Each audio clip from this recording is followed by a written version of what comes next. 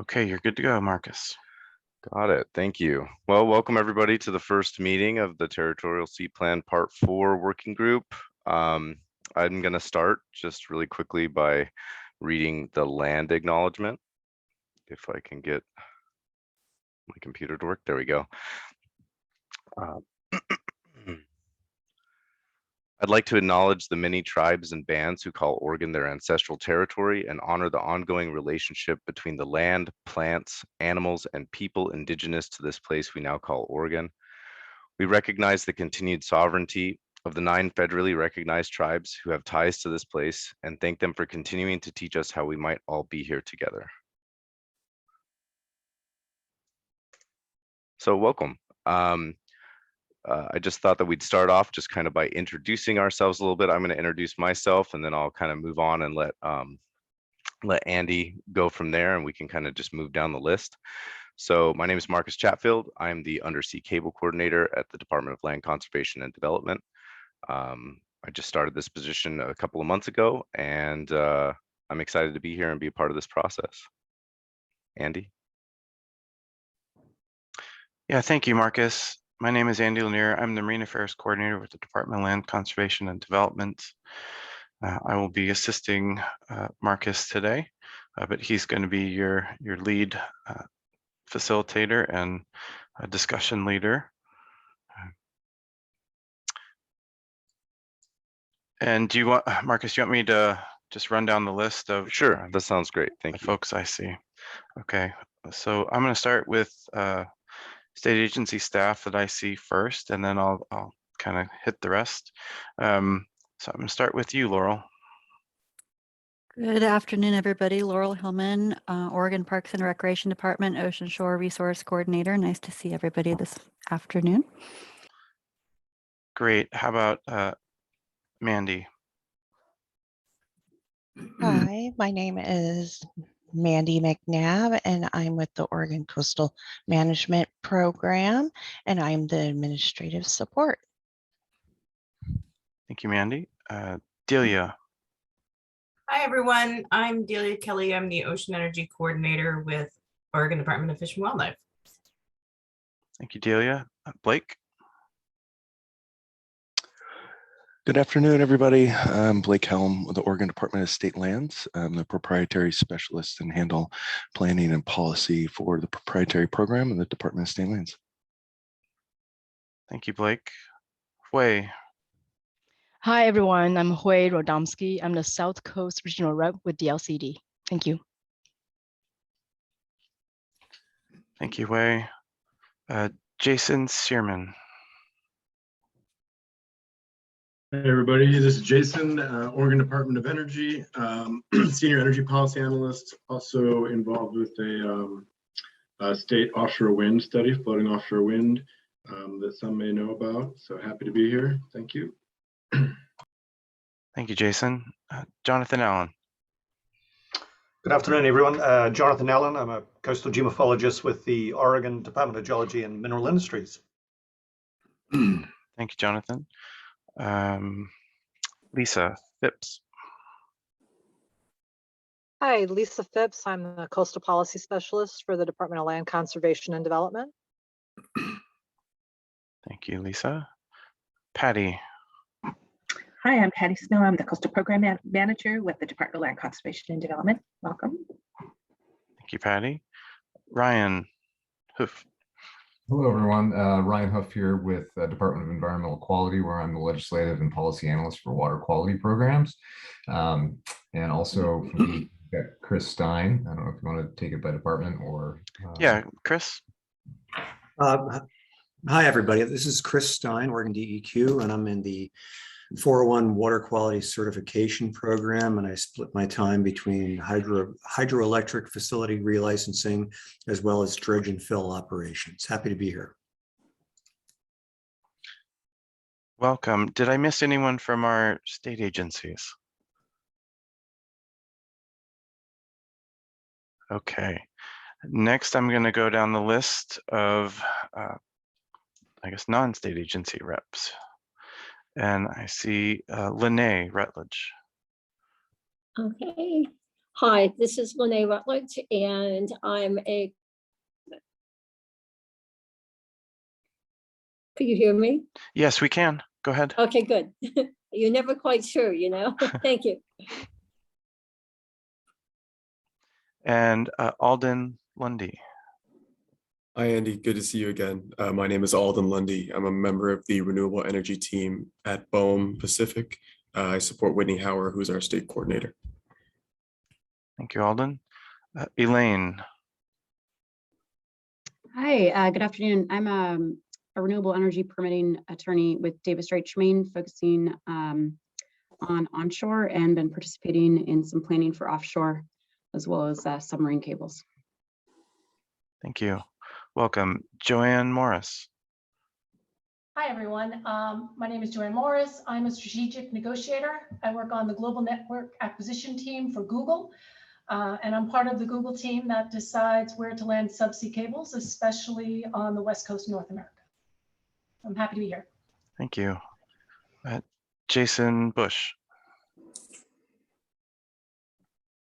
Good afternoon, Jason Bush, eating my lunch here, trying to feed my cats. Executive Director with Pacific Ocean Energy Trust, Poet. Nice to be here.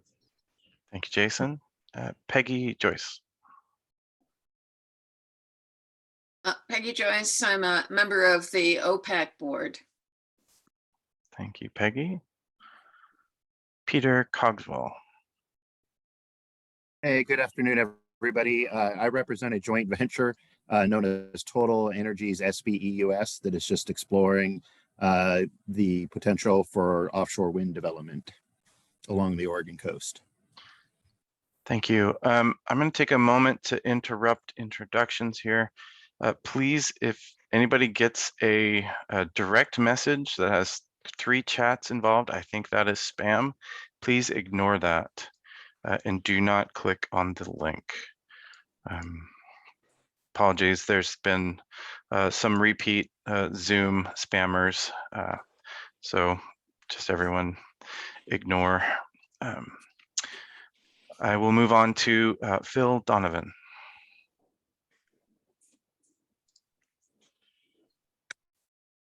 Hi, good afternoon. Phil Donovan. I represent Google in the Oregon State Capitol. Thank you. Thank you.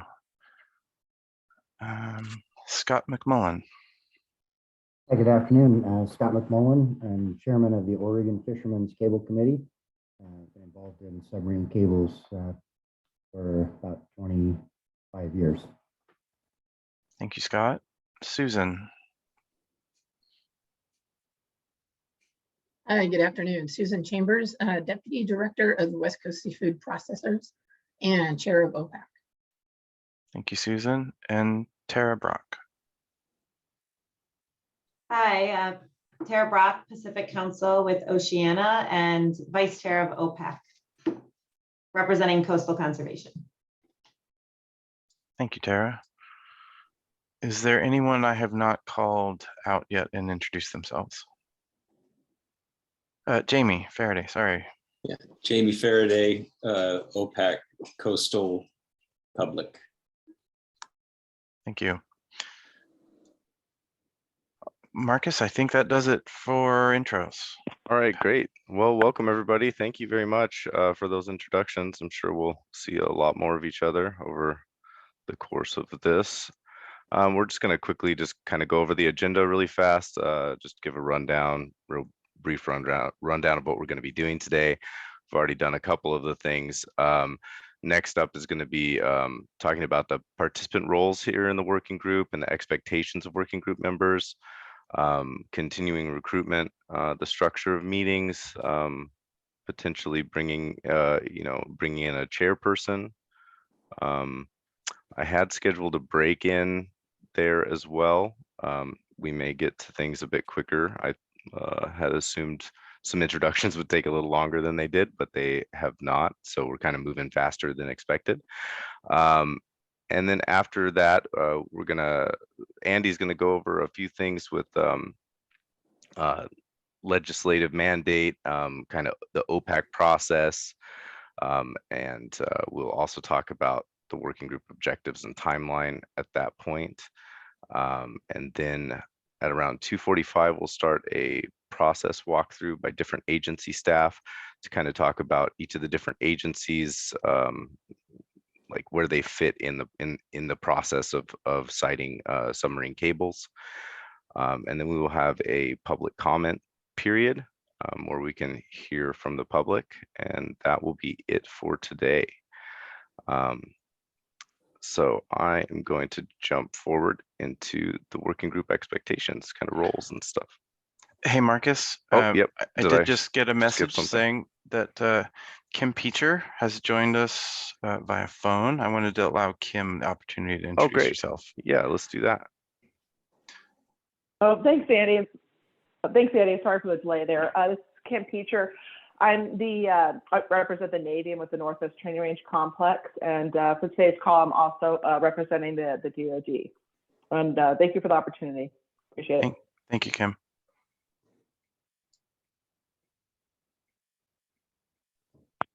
Back to you, Marcus. Excellent. I had muted myself, but I'm back. So now we'll move on. So the expectations here of the working group, we're going to meet for an estimated 6 sessions of 4 to 8 hours each, including this session between now and April of 2023, and as needed based on like public scoping. And our function here is to focus on the review and comment on work products generated by various agency staff. So that's going to be me and Andy, as well as agencies that are also working on this legislation, like Dogami. We are sending out that we have an interagency agreement with Dogami to look at siting locations for cable landings. So we'll be having the working group look at that and bring comment on that as well. Andy, do you have anything to add to the direction? Yeah, I think firstly, we should probably clarify that not everyone who's on the call today will be a member of the working group. So everyone who's participating today is participating on a provisional basis. Some who have submitted their names as nominees for participation in the working group, others who are just members of the public in attendance. OPAC does need to meet and approve all of the nominations to be an official member of the working group, but the council has not had a chance to do so yet. So that is an item that will be forthcoming in the future. And I am working now to set up meetings with both the executive committee and schedule the Ocean Policy Advisory Council meeting, which we are aiming for a meeting in June. So everyone today, I think, probably may have a little bit of a confusion on their role, because we really wanted to get everyone together, to pull everyone together, to allow us to learn about kind of where we are in our process, and to think about how we are going to conduct ourselves as we move forward. Excellent. Thank you, Andy. We should just maybe pause and see if there's any questions or clarification that is needed in that regard. That's a good point. If anybody has any questions throughout this, feel free to either raise your hand or speak up.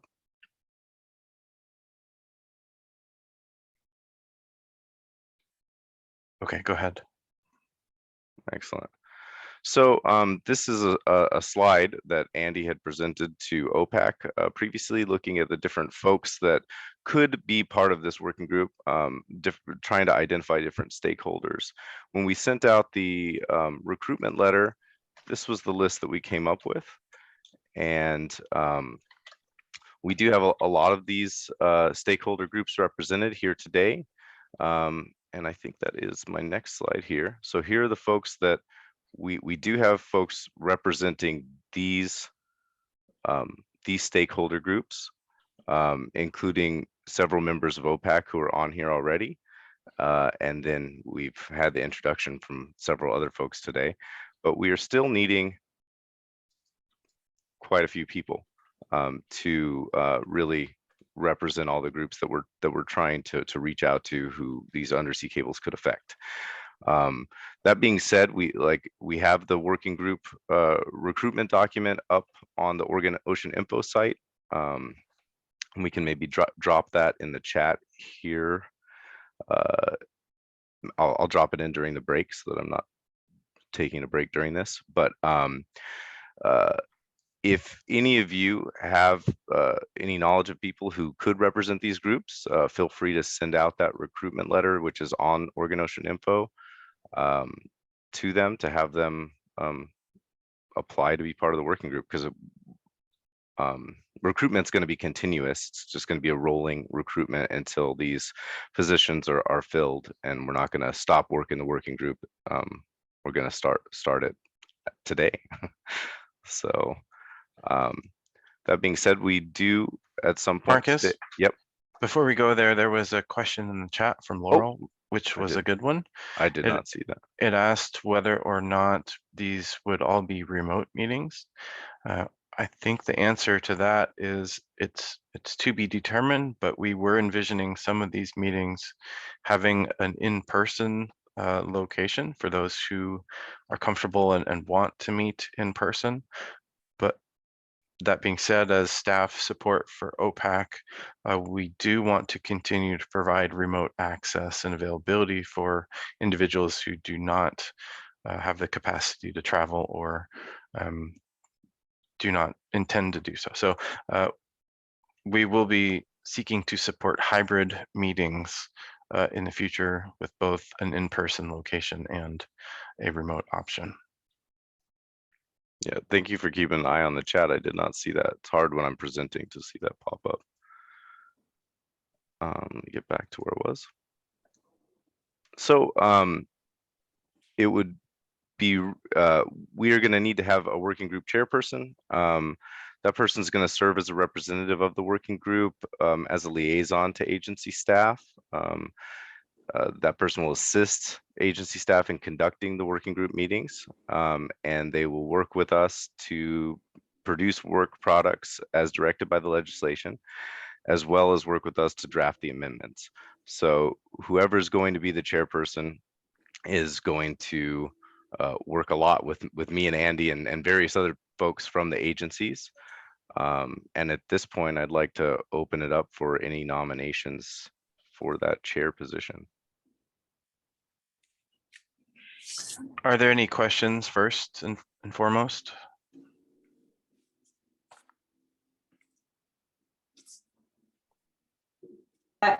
Just a point of process, given we're all provisional working group members at the moment, how that works with nomination and identifying a chair at this point, just for clarification for folks. Yeah, and I think that's a really important distinction, Tara, because we are provisional at this time. I think maybe it would be a provisional chair position until everyone is confirmed by OPAC. And so that's how I would approach it.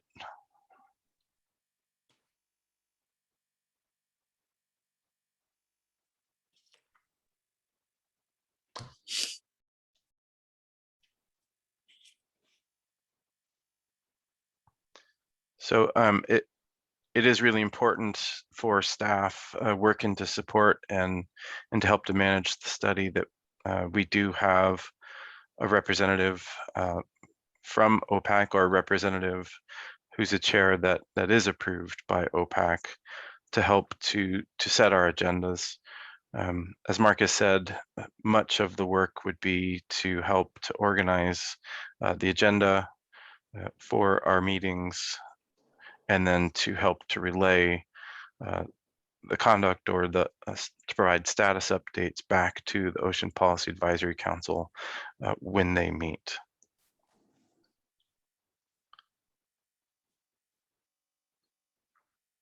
All right, Andy, I'll nominate to be chair on a provisional basis and take on that role for myself if there's no others at this point.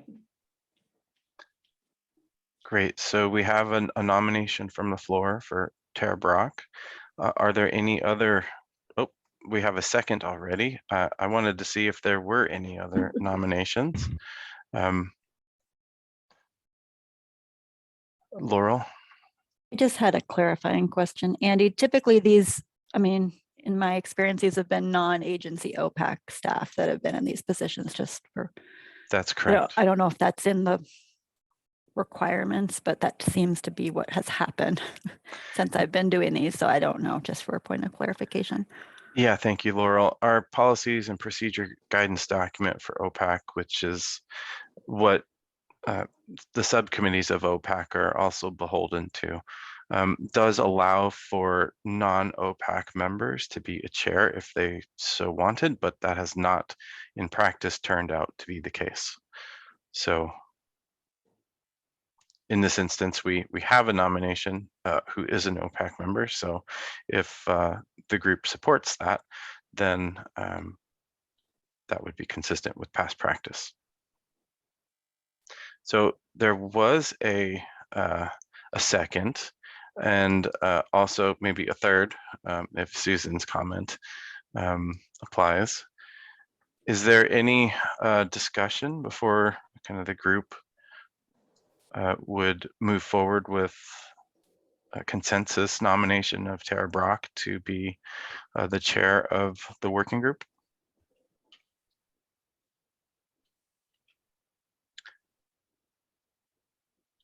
Andy, I can't find my raise hand feature, but I just wanted to note that I think Tara would be great. Thank you, Susan. And maybe what I should do is also mention that for those of you who are wanting to raise hands, and I'm seeing some thumbs up already supporting this, the raise hand option is under the reactions button on the control panel. It looks like a smiling face with a plus above it. And that's where your raise hand as well as your thumbs up option would be. So let me, I saw thumbs up. Is there any dissent from Tara Brock being the working group chair? Because otherwise I'm going to call this a consensus recommendation. All right, lots of thumbs up. Congratulations, Tara. I look forward to working with you and Marcus to help facilitate and shepherd this working group. Yeah, me too. I did, so if we finished with that, which is great, I'm really happy that we have. I did schedule a lot of time because I thought there would be a lot of people maybe talking about who was going to be the chair, but it looks like we didn't need that much time.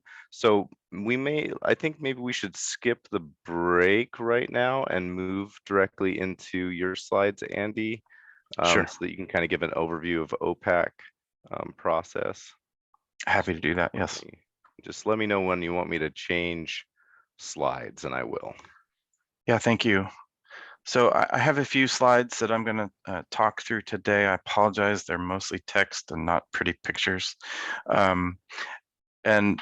These are slides that I put together for presentations on the policies and procedures of the Ocean Policy Advisory Council. And then in this instance, as a subcommittee of OPAC, they will apply. Some will not be directly translatable because this is a subcommittee, but I did want to walk through those with everyone today. Next slide, please, Marcus. So agenda development happens as a part of a regular kind of planning and function of the Ocean Policy Advisory Council. Usually that is created with the executive committee. I'll talk about that in a second, but we will publish an agenda ahead of time that balances the needs of discussion as well as the needs for our work program as we move forward in crafting recommended amendments to Part 4 of the Territorial Sea Plan. We want to provide a forum for discussion and action on the different topics and issues as need be. And in doing so, we strive to and will provide appropriate notice ahead of time where we will be working to make recommendations, and we will provide the public with a means to raise issues for awareness of our working group. At the end of the day, we will be making recommendations that will be transmitted to the Ocean Policy Advisory Council, and they will be the body that makes a recommendation that will go to my agency's commission for rule amendment. Go ahead and click forward there, Marcus. As we think about the tasks that are in front of us, and Marcus will talk about that with the legislation that established the requirement to study Part 4 of the Territorial Sea Plan. We will be looking at our broad work program, and we will try and work ahead to set a schedule of tasks that will be accomplished as we work towards the goal of completion of the study and making recommended amendments. Some of the bottom two bullet points don't necessarily apply to a subcommittee in this instance, but they apply directly to the Ocean Policy Advisory Council. Go ahead and move forward. As said, I will work with the chair of our working group to prepare those agendas ahead of time, and we will distribute those both on the OPAC website, which many of you likely found, OregonOcean.info. And we will make sure that materials that are used as a course of the discussion are available ahead of time, so that review and comment during the meeting is as fruitful and productive as it possibly can be. Go ahead and move forward. And one of the important things that the Ocean Policy Advisory Council does strive for is consensus in its decision-making process. This working group, I think, will have an opportunity to make recommendations to the Ocean Policy Advisory Council. I will not say that all recommendations may be have a consensus around them, and as a informational kind of group that OPAC will be receiving, I think that there needs to be an opportunity for both consensus as well as potentially kind of a minor opinion or an opinion of the group that was not created through consensus. So we will strive to, where possible, make recommendations that have consensus of the group while also transmitting information where that maybe was not the case. Go ahead and click forward on all the bullets here. And OPAC defines consensus as each member can say that they were a respected member of the group that considered a decision, that their ideas, whether their opinions, knowledge, concerns, belief, hopes, were listened to by the rest of the group, that they themselves listened to the ideas, being opinions, knowledge, concerns, belief, hopes of others who were part of the discussion, and that they could support the decision of the group even though they may have made a different decision had they been acting alone. So those are the kind of basic tenets of an OPAC consensus decision. And as such, we will also strive to meet those benchmarks when we move forward recommendations to the Ocean Policy Advisory Council from the working group.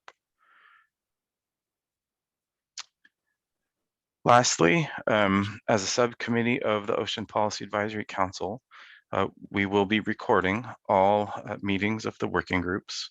All of the records are publicly available as part of the official record. We will be producing meeting summaries that we will act on to review and approve as a part of a course of our business. So one of the actions that we will record as a result of today's meeting will be the election of Tara Brock as our chair, provisional chair to the working group. And all records that are created and or collected as a part of our public process will be available via the department, consistent with public records and meetings laws.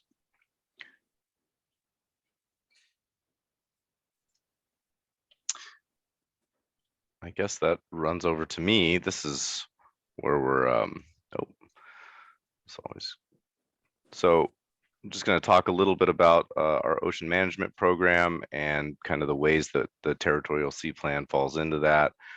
We have the statewide land use planning program and the ocean resources management program. That they kind of feed into each other, as well as we have our statewide planning goal of goal 19. The 8 state agency authorities, which are multiple agencies. You'll see a graphic here in a minute that kind of shows how many different agencies are involved in all of this. As Andy talked about, OPAC is part of this and the Territorial Sea Plan. Oh, too many animations there. Let me just move to the next one here. A little bit about the statewide goal 19. The goal is ocean resources, and the purpose is to protect renewable marine resources, biological diversity, and functional integrity of marine ecosystems, important marine habitats, areas important to fisheries, and beneficial uses, including navigation, recreation, food production, all of that. So that is one of the goals that kind of, and I think that we're going to have a couple of land use planners talk a little bit more on this here a little later, and how that kind of ties into what we're going to be doing today. I'm going to talk a little bit about the legislative, the Territorial Sea Plan, and then the legislative, the House bill that we're kind of working with here. So the overall goal of the state of Oregon for ocean management is to conserve the long-term values, benefits, and natural resources of the nearshore ocean and continental shelf. To achieve that, there's several things that Oregon will do, and that is give higher priority to the protection of renewable marine resources. There's too many things in my way here. Sorry. Support development of ocean resources that is environmentally sound and economically beneficial.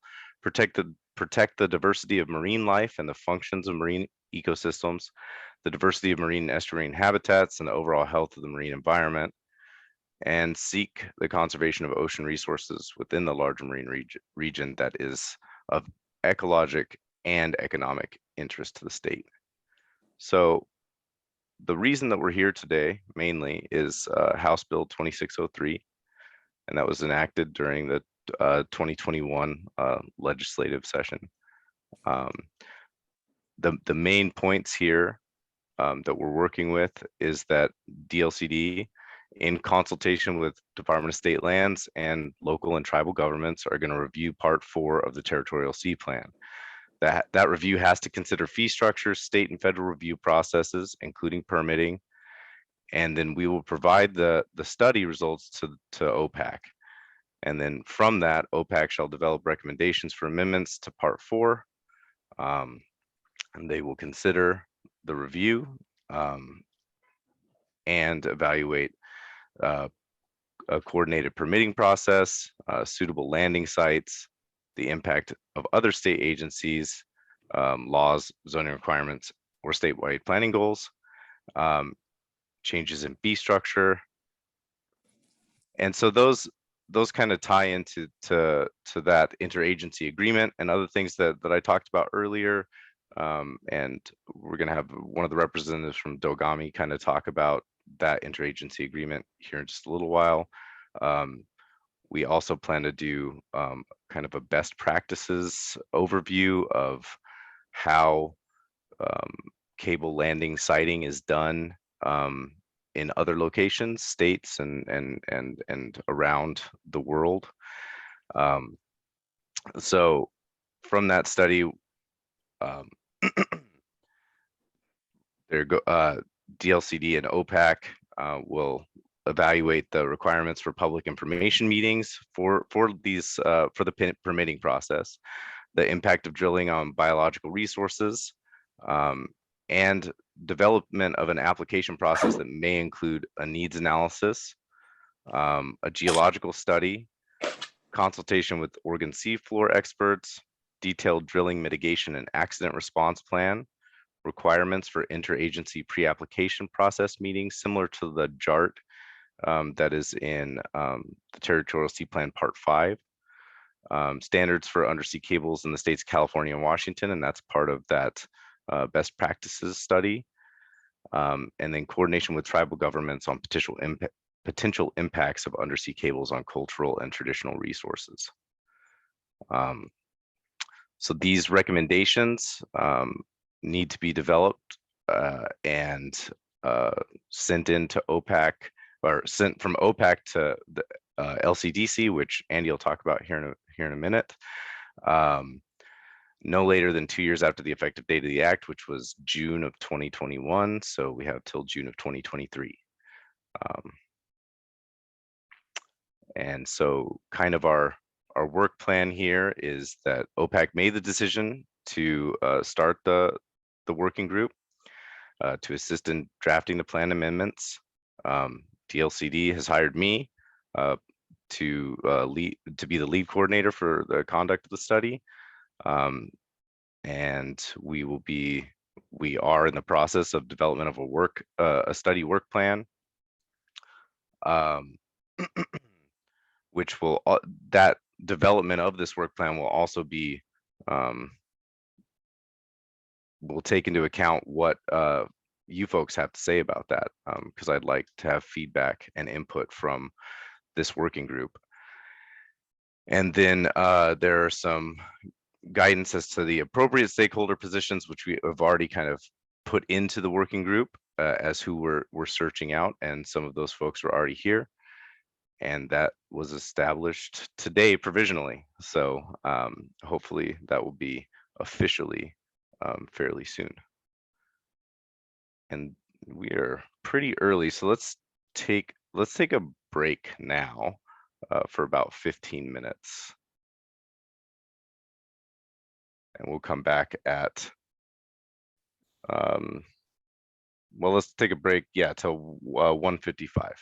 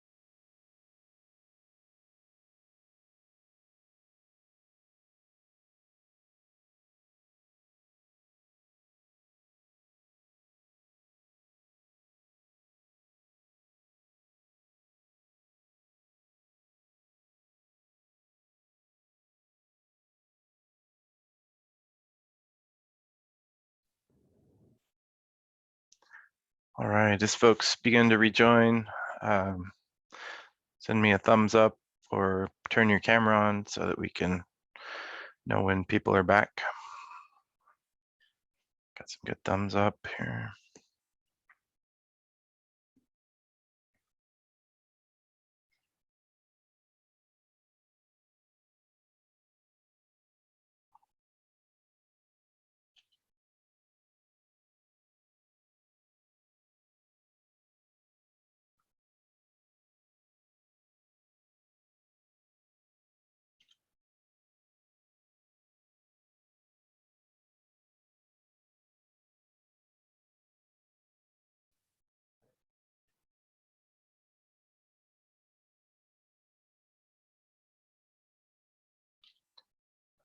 All right, Marcus, I've seen a lot of thumbs up in cameras, so I think we can probably go ahead and get going again. All right, we will jump over to the next slide here. And this is you, Andy. All right, everyone. So I wanted to talk a little bit before we get into an agency kind of a process overview for cable permitting as it stands. And just wanted to touch a little bit on the complexity of management issues within the Territorial Sea. You know, there are, and this is a graphic from Oregon's Territorial Sea Plan, documenting the many different state, federal agencies, or local governments that have a role in the evaluation of or management of resources out in Oregon's territorial sea waters and beyond. You can see kind of on the bottom part of this diagram, the kind of regulatory division between land and out in the ocean. Starting out, kind of the beginning of the territorial sea is 3 nautical miles. The ocean shore recreation area goes from extreme low water up to the beach or statutory vegetation line, with kind of mean high water being an important division line between kind of the dry sands and the intertidal zone of Oregon's ocean. Move forward one, please, Marcus. So as we think about cables landing on Oregon's shore, we need to think about that kind of regulatory complexity. And this time moving from offshore onshore. Outside of 3 waters, you have federal agencies with a regulatory role over kind of leasing of the lands that the cable would be laid on, as well as any of the kind of other jurisdictional or management roles associated with the placement of that cable within 3 nautical miles from shore. The Department of State Lands, which owns the state seabed, would be responsible for the lease of that land, as well as the kind of the removal fill permit associated with that activity. Moving upland a little, then you get to intersections with our state land use planning system, which includes cities and counties and or federal agencies where they may have land immediately adjacent to Oregon's territorial sea. So that just provides a little bit of an overview of the complexity of that regulatory picture. And these are slides that were put together to help the committee, the legislative committee, understand the existing kind of roles of federal, state, and local governments. Go ahead, Marcus. One more forward. So when you think about agencies involved in this picture, and these are only the state agencies listed. Again, moving from kind of offshore to onshore. From a federal perspective, our program, the Department of Land Conservation and Development, which houses Oregon's federally approved coastal zone management program, There is a federal coastal consistency review authority associated with activities that actually spans from the crest of our coast range, which is the eastern boundary of our coastal zone, out to the extent of the territorial sea, which is 3 nautical miles out. So DLCD and DEQ have some regulatory role, even extending further than that, based upon our enforceable policies. Additionally, within state waters, there's a number of agencies that have that regulatory role. And one of the things that we were hoping to do today is actually to walk through with our sister agencies brief explanations of what that process entails. And then from a terrestrial side on land, there is the local government role in review and decision making associated with cables as well. So prior to today's meeting, Marcus had reached out to a number of our state agency staff and asked them if they could provide brief words summarizing kind of their roles in this process. And so at this time, I will go ahead and turn it back over to Marcus to kind of call on some of those agency reps that have agreed to provide those brief words. Yeah, thank you, Andy. I think first is Blake Helm on the line right now? I can't see if he's. Great, thanks, Marcus. Yeah, it's Blake with Department of State Lands, proprietary specialist. Love to talk briefly about permitting, or rather easements across the territorial sea for cable placements. You know, the process is laid out in our Division 83 rules, but is, you know, it starts with an application from the cable owner, and a $5,000 application fee. The department will process that application, review it for completeness, send it out to comment to adjacent landowners, to other permitting agencies, and anyone that is adversely affected or affected by that application.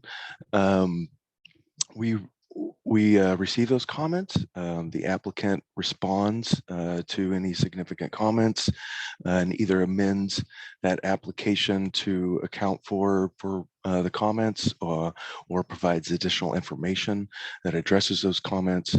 And then once those comments or once the application is determined complete after receiving all those comments and addressing any kind of issues, then we go forward with a technical review of that application, and eventually a land board item gets sent to the state land board.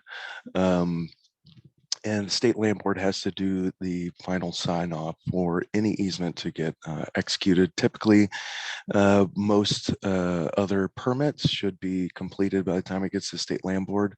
You know, if you're not familiar, state land board, you know, is our governor, our treasurer, and our secretary of state. And typically the department doesn't want to submit things for their approval that don't already have any kind of conditional permits in place. I think that is the long and the short of it for our easements. You know, yeah, so if there's any questions, are we taking questions, Marcus or Andy? Yes, definitely. Okay, so I don't know if anybody has questions about the process.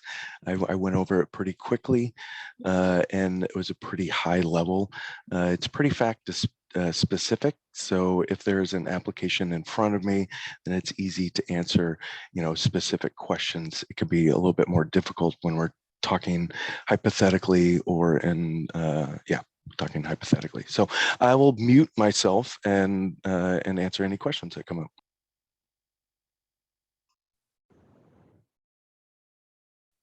I see Delia's hand raised. Go ahead, Delia. It is. Thanks, everyone. Thanks, Blake. I know that you're proprietary, but can you just speak to the group briefly about the removal fill expectations as well? I will do so gingerly because those are rules that I don't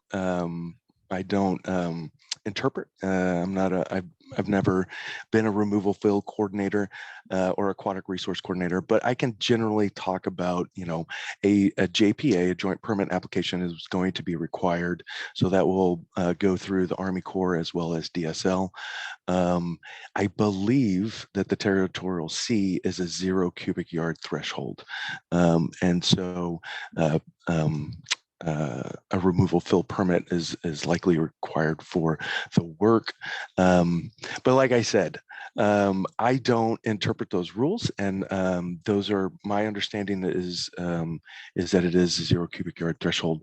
But what I will say is, a JPA is required for the application, and depending on how the aquatic resource coordinator permits it, which is in line with our rules and guidelines, a specific permit will be required, whether it's a GA, an IP, or whatnot. I don't handle that side of the process, so I'm not as familiar with it.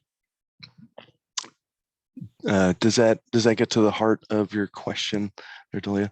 Yeah, it does. Sorry, I wasn't trying to put you on the spot. I just wanted everybody to understand that there's the two sides to what DSL does, and they're both pretty important for cables. Absolutely, and this is recorded, so. Great, thanks. I see Jonathan has their hand raised. Yeah, Blake, can you just very quickly, what's the sort of timeline from start to finish for this process? Typically, 2 to 6 months, and I know that's a long, time frame, and I have seen them take longer.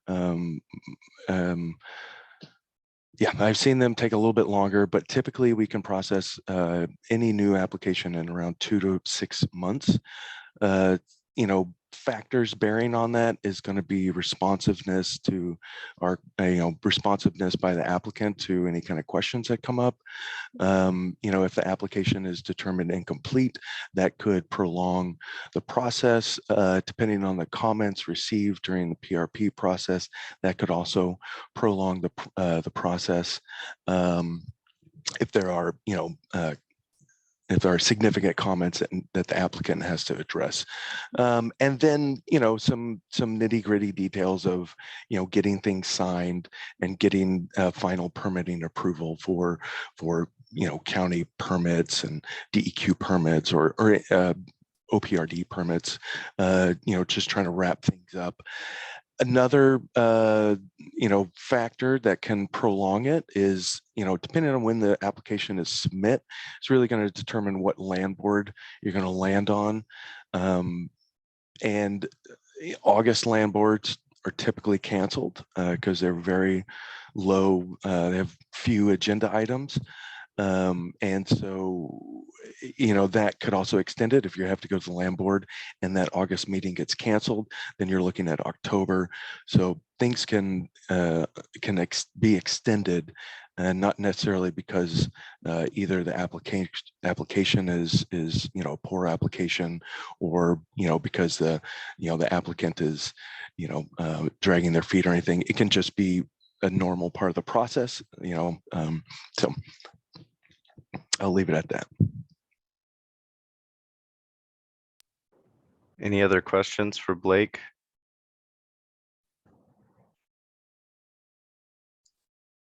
Not seeing anybody. Don't see any hands raised. Hey, Marcus, I'm sorry. There is ahead. one more thing that I would like to address, and these easements are appealable, and so that can also prolong the process. So I just wanted to throw that out there as well.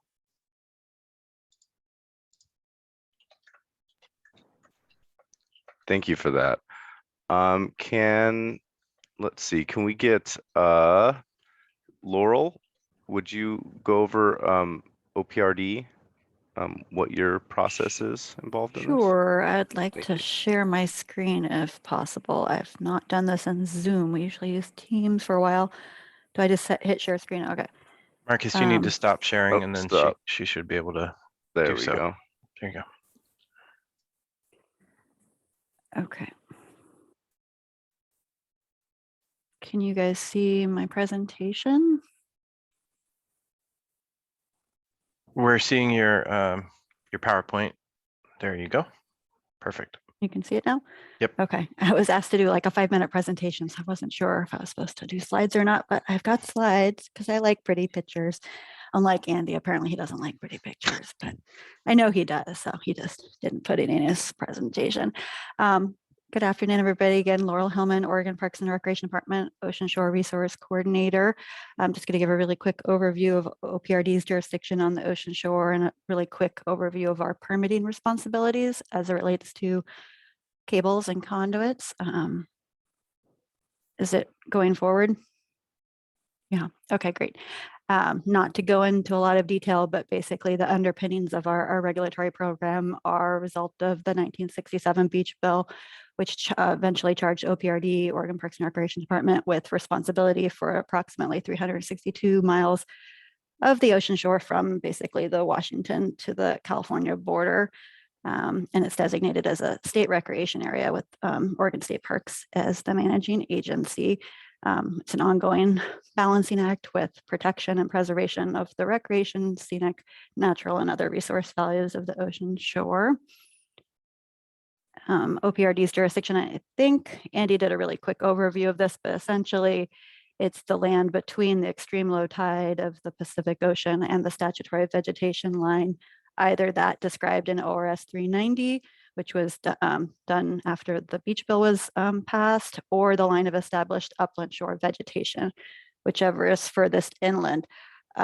So that could be further inland, or it could be further out in the ocean, depending on how erosion has acted since 1967. It doesn't seem to be going forward. So as a part of, just make sure your cursor is on the PowerPoint app. Yeah, it is. Okay, I'll just try it this other way. Did it There go goes. forward? Yep. Okay. So as part of that responsibility, OPRD permits or does not permit. Sometimes there's things that are unpermitted on the ocean shore, a variety of activities, including shoreline protective structures, signage, dune grading, and access ways. Any type of non-traditional activity on the ocean shore. Those were just some examples that I provided of photographic examples in the previous slide. But just again on the slide, could be shoreline protective structures to stairways to dune grading, and also includes routings of pipelines, cables, or conduits under the ocean shore.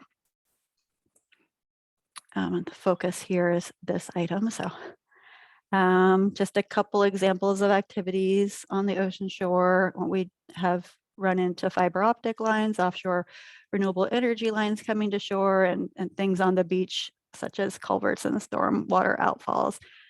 The photo on, is it, you're right, everybody's right. Anyway, the photo of people on the beach with what looks like digging is for the most recent, well, yeah, the most recent permit that we've done for this type of activity, which was for the Packwave South project at Driftwood State Recreation Area. I was out there when they were putting in the temporary guiding line on below the beach during the drilling process at Driftwood Beach. And in case folks had never seen this, I hadn't seen it before. If you want to see what it looks like to HDD drill under the beach,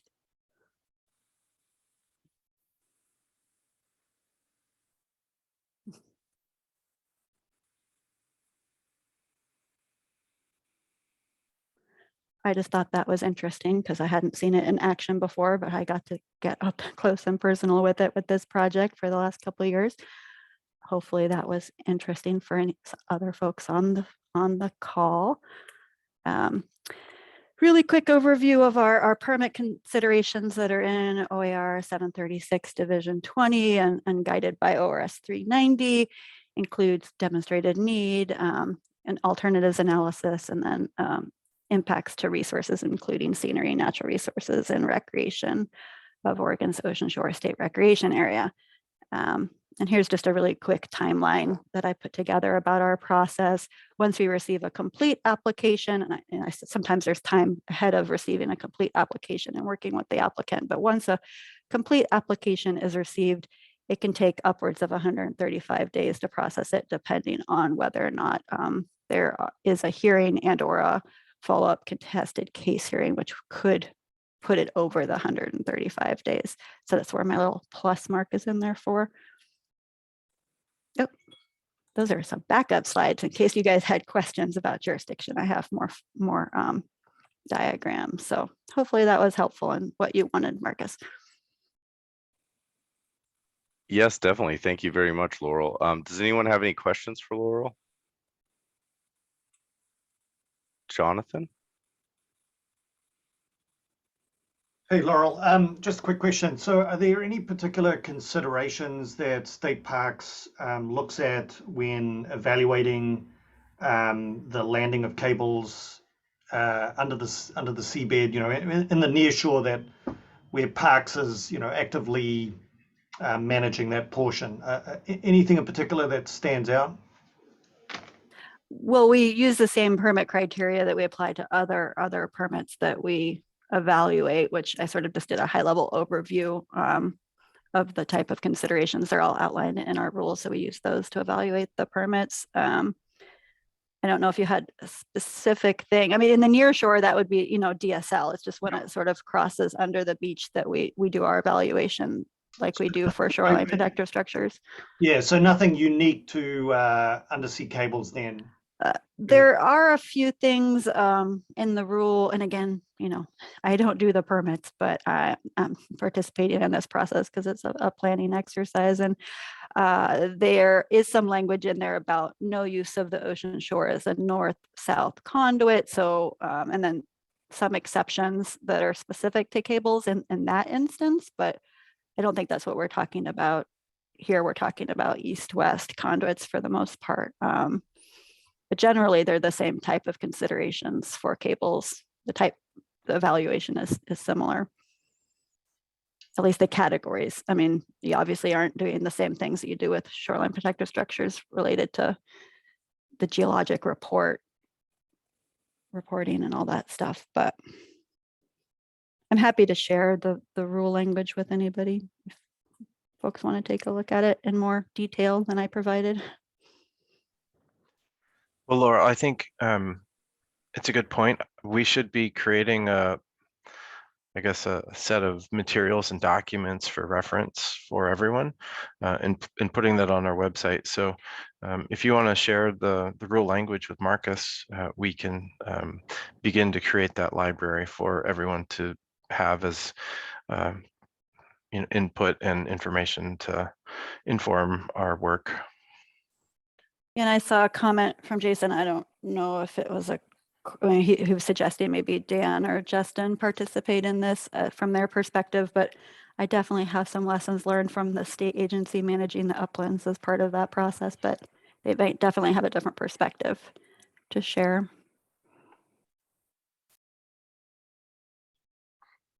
Yeah, I think that would be valuable.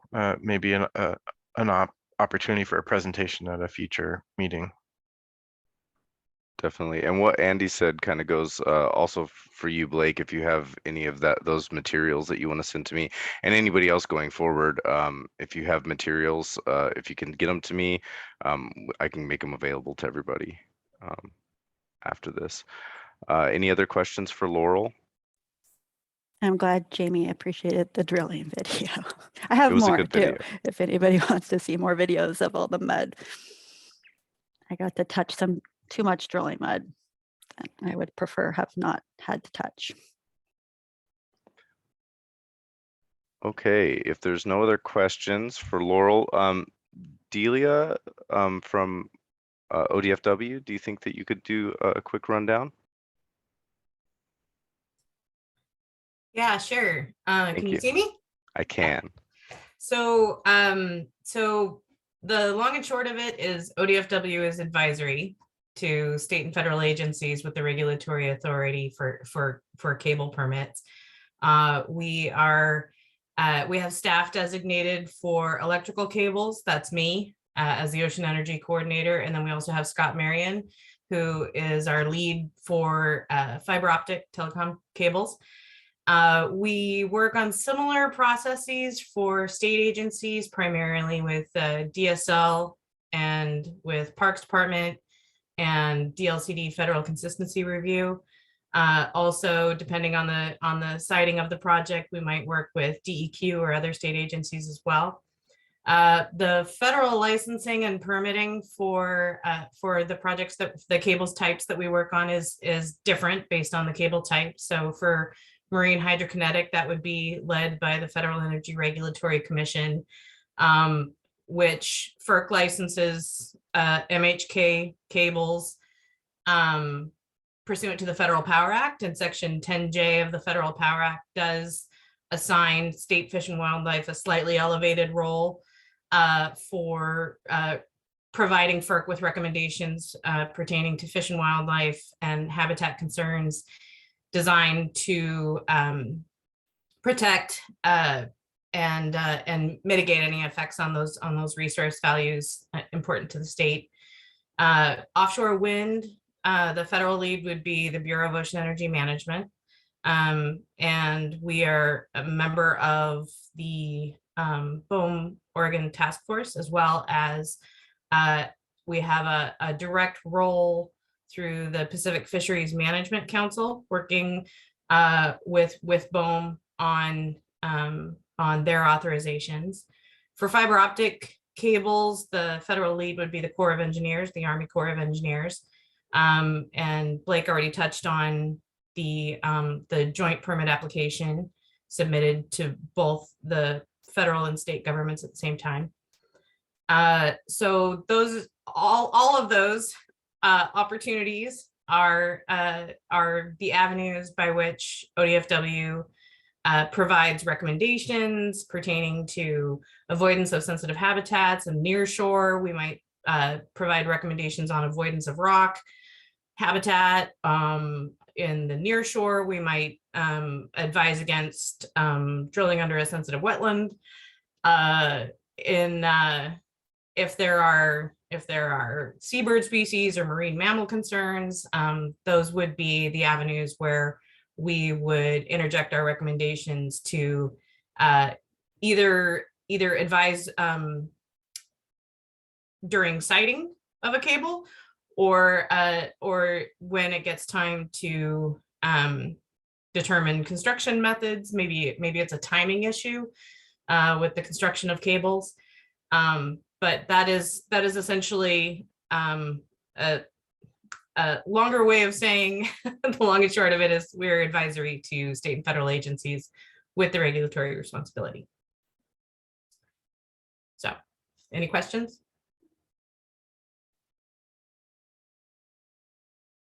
Okay.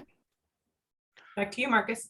Thank you very much. And like I said previously, if you have any materials, you can go ahead and get those to me, and I will send them out to everybody else. Jason Searman at Department of Energy. Is he here? Oh, he is. Hi, everybody. So Oregon Department of Energy, we don't have, well, we kind of serve two roles. Part of our agency staff's the Energy Facility Siting Council. So I might nip them in the bud a little bit and talk about them for a little brief second here. They would potentially get involved with transmission lines that could span two different cities. So I think it's 10 miles of distance, at least 10 miles of distance, and then spanning two cities or two counties. So I think that's kind of a low threshold for a potential transmission line onshore that would run from the coastal ocean waters to a substation. So they could have some nexus with a future project for offshore wind energy, for example. And then with offshore wind out in the ocean, or the whole scope of it, with considering the offshore generation, offshore transmission, and onshore transmission, we have staff like myself that works with legislators and stakeholders on that policy work, if there would need to be potentially changes to legislation or things considered by the governor's office or the legislature. So that's kind of the context that the floating offshore wind study that's currently unfolding is in the policy realm. And that's kind of all that I came prepared with to talk about today. I haven't said much, so there might be some more questions that might help me help you. But Odo doesn't really have a solid connection to this, kind of like from what I'm hearing from other folks around the room with advisory capacities, or actually regulatory jurisdiction. But we are involved kind of at a higher level, I think, at this point. Jason, can you touch really quickly on, you and I had talked previously about cable corridors and how that might intersect with siting of these cable landings? Yeah, so essentially, you know, you can maybe I'll use the maybe people are more familiar with boy, the name escapes me, but the Pacific Marine Energy Center up off the coast of Newport. I think there you have a testing facility for wave conversion devices that are transforming, in this instance, wave energy or tidal power of some sort into electric current. And then there's transmission lines connecting that test ground to the shore, and then it probably goes to a substation that connects to onshore transmission lines. So the big takeaway is you've just got to get the generation to the grid, the onshore grid. And so the same would be happening with offshore wind. It would just be a different form of technology, and it would be converting wind energy that is essentially floating on platforms in the ocean to electricity, and doing the same thing, running a transmission line onto shore.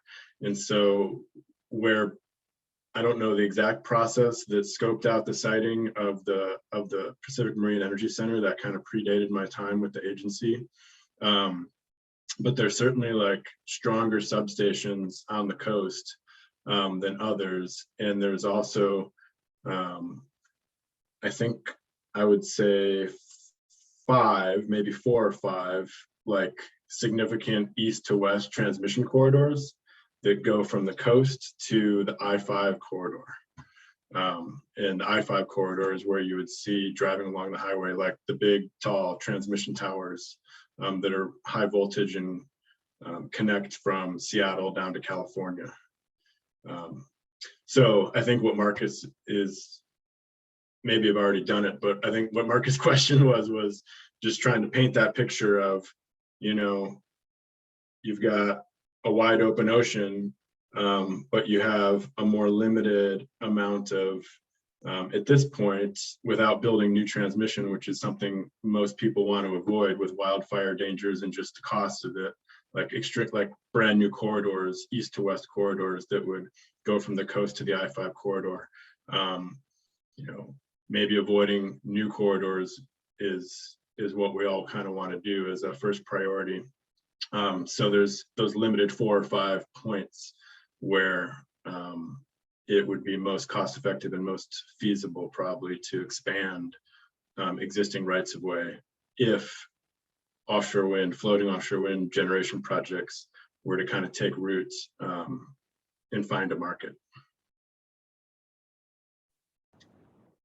Thank you, Jason. Does anyone have any questions? Any other questions for Jason?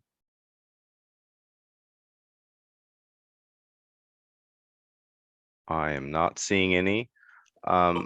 Marcus, sorry, can I just add, Jason, that those maps that you have for onshore transmission and the existing opportunities, that might be something that you could provide just when the group starts to discuss things like, siting and I don't know how in depth we're gonna get with this group on that, but that might help inform. Yeah, I probably could have pulled one up real quickly, or I still could. I was kind of envisioning maybe an agenda item 5-10 minutes at a different meeting for a little bit more in depth, but sure. Cool. All right. Jonathan Allen, do you want to give something from Dogami's perspective? Sure. So I guess Oregon Department of Geology obviously deals with all things related to geologic hazard mapping and understanding of the subsurface marine geology, and obviously the associated hazards that come with working, operating in the marine environment, including obviously extreme storms, coastal erosion, and obviously catastrophic type events like a Cascadia subduction event. So we've been in having several conversations now with DLCD over the past year or so, and then in a little bit more seriousness in the last couple of months to really develop an interagency agreement between the two agencies with the goal of my agency, Dogami, doing the geologic, geophysical assessment of potential landing sites up and down the Oregon coast. And so we've completed a draft IAA, which has been submitted to DLCD. I believe it's been reviewed by them, and it looks like it will move forward. And so there's a number of criteria that we're looking at, things like suitability of the geology for horizontal drilling, something similar to what Laurel was showing before with the video. Is drilling through rock versus sand, those types of decision points, is that, which is the preference? It sounds like, from listening to Oregon Department of Fish and Wildlife people that, obviously we need to avoid places like marine reserves or critical habitat with rocky reefs and things like that. So, having an understanding of the preferences for landing sites up and down the Oregon coast, preferences to the type of geology that can be drilled through or can't be drilled through is obviously going to be a key part of it. And so that also translates to having a really good understanding of the geology on the shore side of things as well, because there are obviously other considerations such as potential for landsliding, liquefaction. Obviously, we need to be considering faulting, factors like that.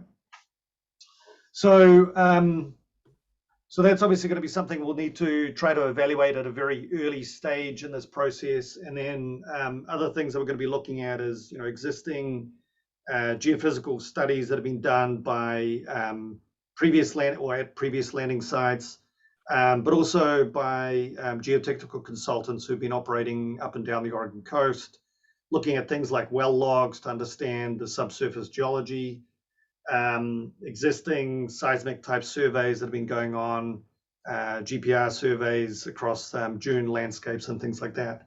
And then obviously evaluating faults and both onshore and offshore.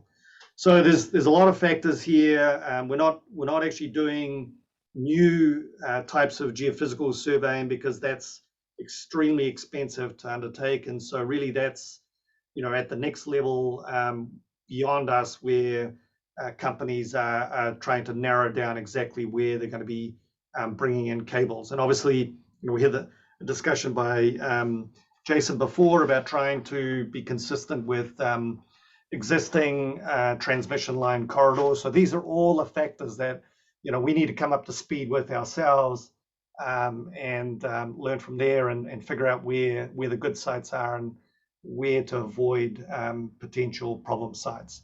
So anyway, that's where we'll be involved. We have a geologist on staff who will be tasked with starting this in the next month or so, and we'll be keeping you rest of developments and how we proceed from here, and obviously learning from you all with respect to the regulatory side of things, because obviously that's going to be guiding this process as well. Happy to take questions, and I can answer where I can.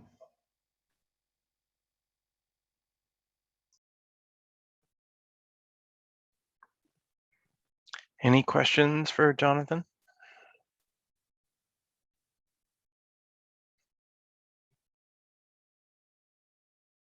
All right, doesn't seem like there's any questions. Would DEQ be willing to go next? The representative from DEQ. Sure, I'll give it a shot. Thank you. So DEQ, as many of you know, is the state agency that's responsible for protecting land, air, and water resources. And we do that through a variety of mechanisms, implementing state permits, as well as administering federal requirements through Clean Water Act requirements, as well as other federal legislation. I say that because there are any number of scenarios where other programs come to play when we talk specifically about placement of cables and drilling. But I'm going to talk specifically about the Section 401 program, because that's my program, and I'll speak to that directly. But a state water quality certification is a determination by the state that the action will comply with state water quality standards, certain sections of the Clean Water Act, as well as other relevant portions of state law, and that we kind of cast that net broadly. So we consult with a number of different agencies in our determination for water quality certification evaluation. And certifications, I should have mentioned this at the to lead with, they're required anytime a federal permit or license is issued that authorizes a discharge to waters of the U.S. And those are, we principally work with two federal agencies that issue these authorizations. The Army Corps of Engineers, certainly when they issue their permits pursuant to Section 404 of the Clean Water Act, as well as the Federal Energy Regulatory Commission, when they issue licenses to operate either hydroelectric facilities, well, principally hydroelectric facilities, that change the course of water that result in a discharge. So those are the two federal agencies that we interact with that essentially trigger DEQ's involvement in the evaluation of that action as it pertains to either removal fill or hydroelectric discharge. In the case of offshore energy generating facilities, whether they're wave buoys or wind or what have you, we need to deal with both agencies, because there is a removal fill component with the siting and placement of undersea cables, and there's also a FERC element when those activities result in energy generation that's grid connected with the electrical grid onshore. So I think we mentioned earlier the PAC-WAVE facility offshore of Newport. We actually did issue two different certifications, one for the Army Corps, one pursuant to the Army Corps' action, as well as one for the FERC action as well. So one of the elements, one of the criteria that we need to evaluate is the other requirements of state law, and I just wanted to touch on that one briefly, because it's it's quite vague. It doesn't really specify what we're looking at, but essentially it requires us to consult directly with other resource agencies to determine what effect that action may have on other other authorities that other agencies may regulate. Principally, Oregon Department of Fish and Wildlife, Oregon Water Resources Department. So we will, and state and federal agencies as well, because if there are federally listed species that may be affected that require a different level of water quality protection pursuant to their Section 7 of ESA listings, then we need to incorporate that, or at least consider that in our 401 evaluations. So it's very broad, and we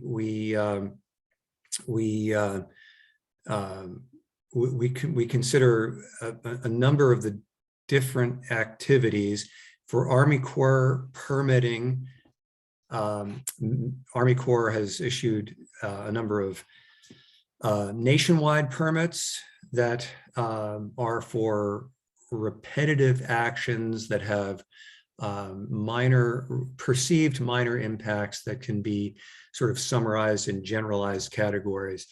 And for those nationwide permits, Oregon DEQ typically reserves an expedited review in our 401 review process. For individual permits, it's a little bit more lengthy, and we do need to incorporate a public comment period into that as well, so that we draw input from the public as far as our review and finalization process.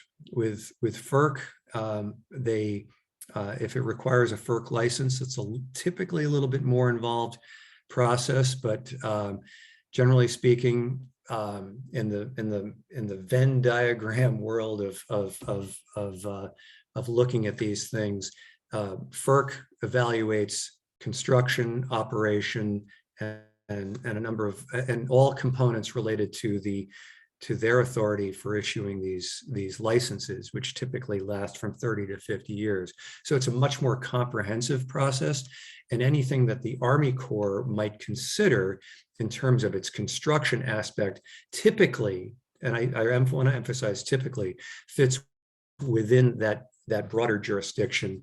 But nonetheless, from our perspective, a federal license, regardless of its complexity, does require 401 review if that federal license authorizes a discharge to waters of the state. That's one of the nice things that's still intact with the Clean Water Act, is that it gave the states the authority, and only the states, to determine to interpret the state's water quality standards and water quality state laws. So it defers to the states to make that determination, and those final prescriptions are mandatory and incorporated into any final federal license or permit. I could go on. I'm just going to set that aside here and open it up for discussion or questions if anybody has any. And I wish I had wonderful slides like Laurel there, but unfortunately, 401 doesn't really lend itself to pretty graphics. So I'll apologize for that.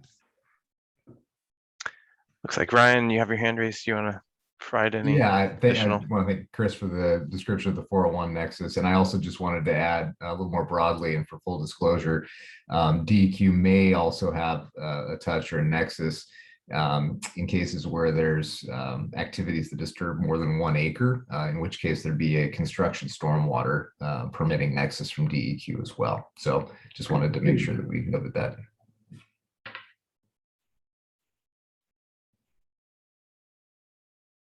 Any other questions for either of the DEQ folks?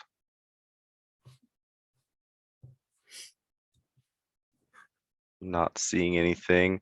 Kim Peacher with the Navy and Department of Defense, would you like to give your quick overview?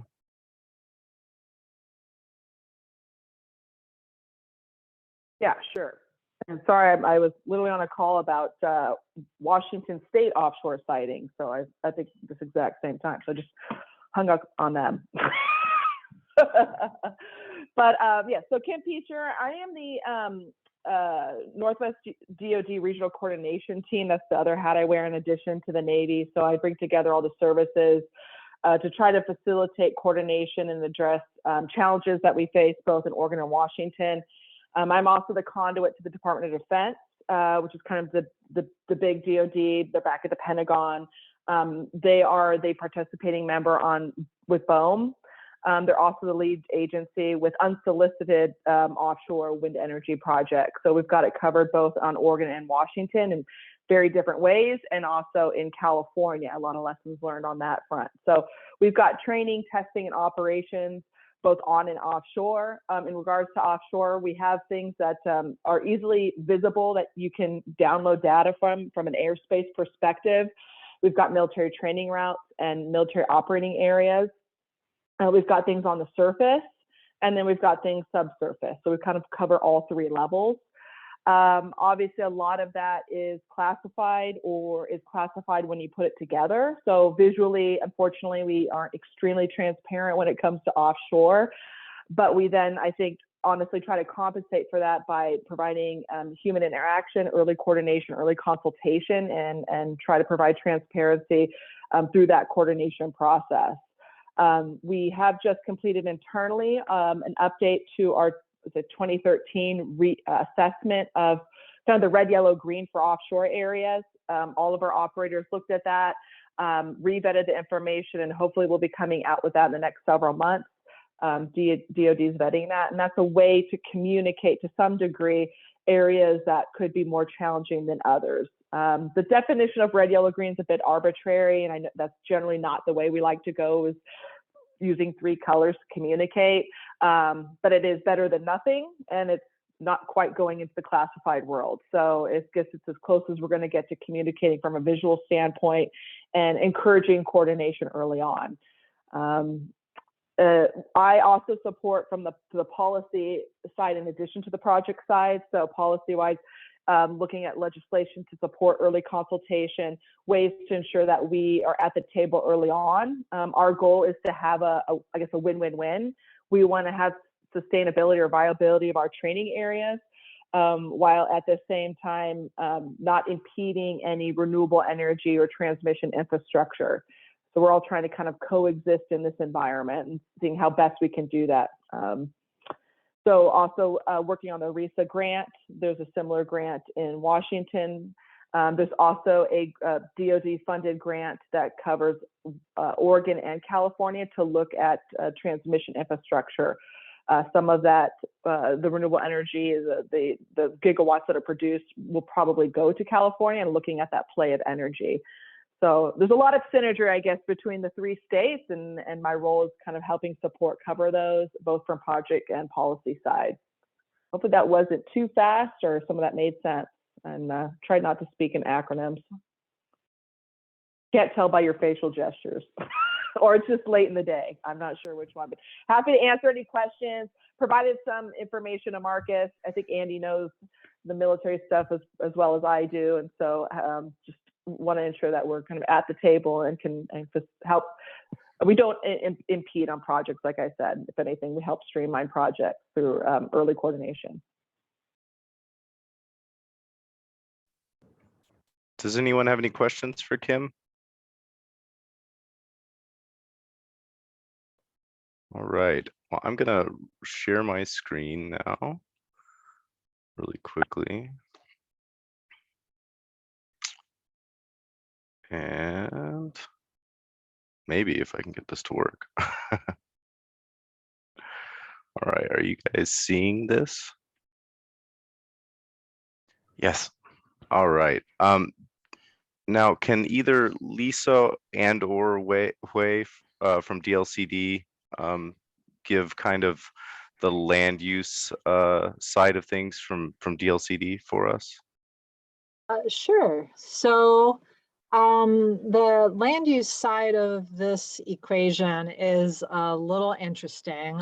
Most of the authorities lie at the local level, However, there is this piece around federal consistency. And Andy, do you want me to touch on that, or you want to speak to that after this is over? Go ahead. We have one slide that we can use as a prompt. Okay. When you go there, I'll pull it up, or have Okay. Marcus go to it.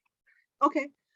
So at the local level, encoded in your comprehensive plans and ordinances is where we find all of the authorities that local jurisdictions have to permit these types of activities.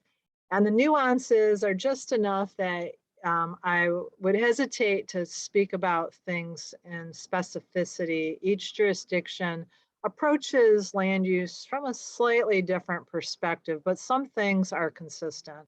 One is that the goals, statewide planning goals, all apply, that the way that they are being implemented in terms of whether or not permits are needed, all of those things are somewhat consistent. But from DLCD's perspective, we're looking at, are the statewide planning goals being maintained through this type of activity and the permitting process that the local jurisdiction is going to go through. And so as the slide up here shows, there's a number of different ways that a jurisdiction can apply the land use processes, which could be a conditional use or development permit.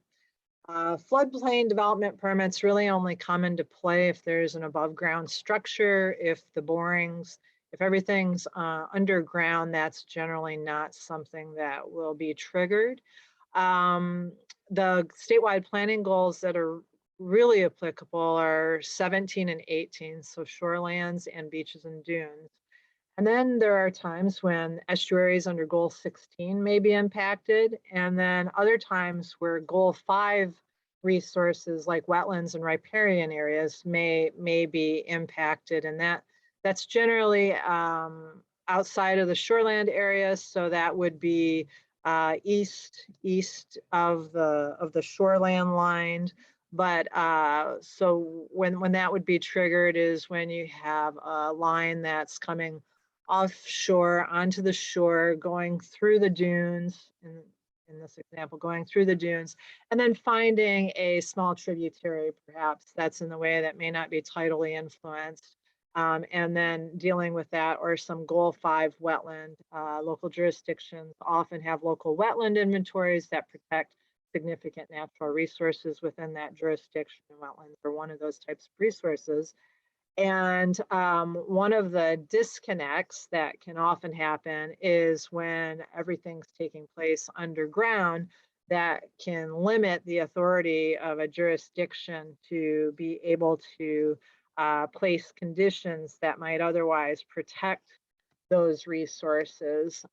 Where the permit generally is triggered is when there's some type of above ground. So in the case of electrical lines, you have substations. And so in the case of something coming on shore, you may have a situation like happened in Tierra del Mar, where they had to build a small small above ground structure to be able to access the cable and do maintenance on the cable. And so that triggered an application process. The other part of this that comes into play is what the zoning and the upland piece is. And so many of these cables are landed in areas that are owned by state or under state or federal ownership, but not always. And we have a really ripe example in Tierra del Mar, where it was under private ownership and came into a residential zone. So that was a little bit unusual. Not unheard of, but a little bit unusual. It was in a well-developed residential area. And so those two pieces, ownership and zoning, play a critical role, because within any zone, it provides the applicant the understanding of what the allowed uses are, whether they're allowed outright or whether they're allowed conditionally. And one of the challenges that local jurisdictions are coming up on is fiber optic cables may be called out like they are specifically in a lot of the beach and dune overlays, but may not be called out in other zones. And so then jurisdiction finds itself in the situation of having to maybe do a similar use determination. And it strikes me that a lot of these activities have been in place long enough, and we're pretty clear on what some of the future types of subsea cables might be, that jurisdictions may find it in their best interest to actually be explicit about the types of cables that are going to be brought onshore and through the various zones that cover our shoreline, to avoid some of these similar use challenges. The other piece that happens at the local level is they're a little disconnected from the water. And so I think one of the challenges that local jurisdictions face is how to make that direct link back to the other regulatory agencies. You can often find yourself in a real situation of these are very black lines. There's no gray area. This is where our jurisdiction ends. This is where someone else starts, and so on. And everybody kind of isolates within that area that they have regulatory authority over. And one of the I think benefits of a conversation like this is how do we kind of break down those silos and look at the whole project and how each of the roles that each regulatory agency plays in the discussion, how those connect with one another and how they might better coordinate so that when we get to the federal consistency piece, which if you have a slide, Andy, I'd love to see it. Yeah, go ahead, Marcus, go one forward. When we get to this federal consistency piece, which sits at the Department of Land Conservation and Development's wheelhouse, is it gives us a much more coordinated review. One of the things about federal consistency, and I don't need to read the slide, except to say that federal consistency is provided to us under the Coastal Zone Management Act, and it applies to federal actions, which could, and activities. So that can be something as simple as the action requiring a permit to the action actually being performed by a federal agency. So there's a wide range. This is also a real significant benefit in the coastal zone that is not experienced anywhere else in the state in general, because it allows local governments to have a say in how federal activities happen in their jurisdictions, because every activity needs to be consistent with local comprehensive plans and policies, also needs to be consistent with state enforceable policies. So various agencies have policies that are considered enforceable under NOAA, and those give the agency and the state also the opportunity to have a voice in these federal activities. That doesn't really happen anywhere else in the state, and that is definitely one of the elements of the Coastal Zone Management Act that benefit the local communities. And so when it gets to us, we have our timelines, and it varies depending upon what type of, who's bringing the activity forward. And then there are varying levels of review dependent upon the activity being proposed. And then there's timelines that are associated with that. But at the end of the day, the consistent theme is, are these actions consistent with the statewide planning goals, with other state agencies' enforceable policies, and with local jurisdictions, comprehensive plans and ordinances. And that falls within our purview. And so this coordinated approach allows us to interact with all of the appropriate entities to ensure that the goals and their statutes and rules are being met, which allows us to then make a positive determination, or to not make a positive determination and in fact say that the activity is inconsistent. And so this is a key hammer and carrot.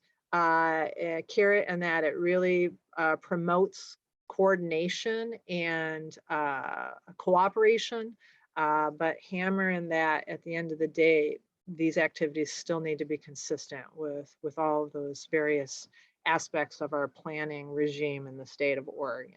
So that's kind of it in a nutshell. Andy, did you want me, or Marcus, would you like me to say anything more? Lisa, I think that was perfect. Maybe I'll just pause and allow opportunity for questions.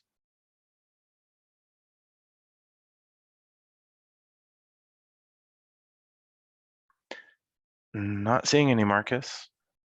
All right, if there's no Oh, questions. Laurel, you Oh, have your hand raised. go Yeah, ahead. I didn't have a question. I just I put something in the chat about what Lisa was saying at one point about there potentially being a gap in applicability of certain things when something's going underground. And I thought that was really important for this planning process for us to consider the potential impacts of something underground impacting sensitive resources on the upland side, because it doesn't always stay underground.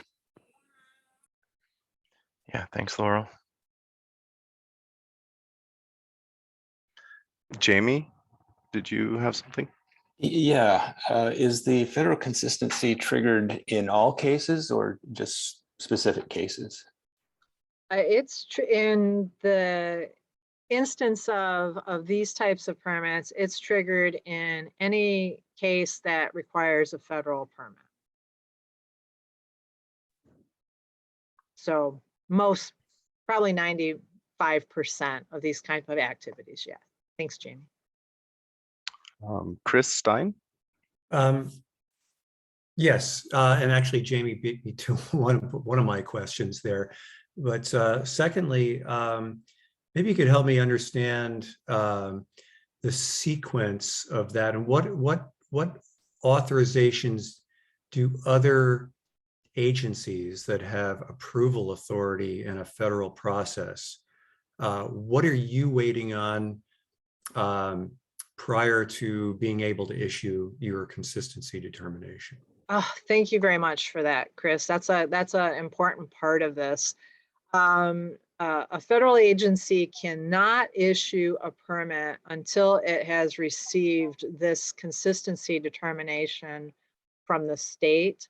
And in order for us to do that, theoretically, we need to have an applicant would come to us with the package in hand. So the approvals from the local jurisdiction, the approvals from the state agencies, so that we could make that determination. And then the Corps or whomever the federal agency is issuing the permits would then be able to move forward on their end. It doesn't always happen that way, as you can imagine.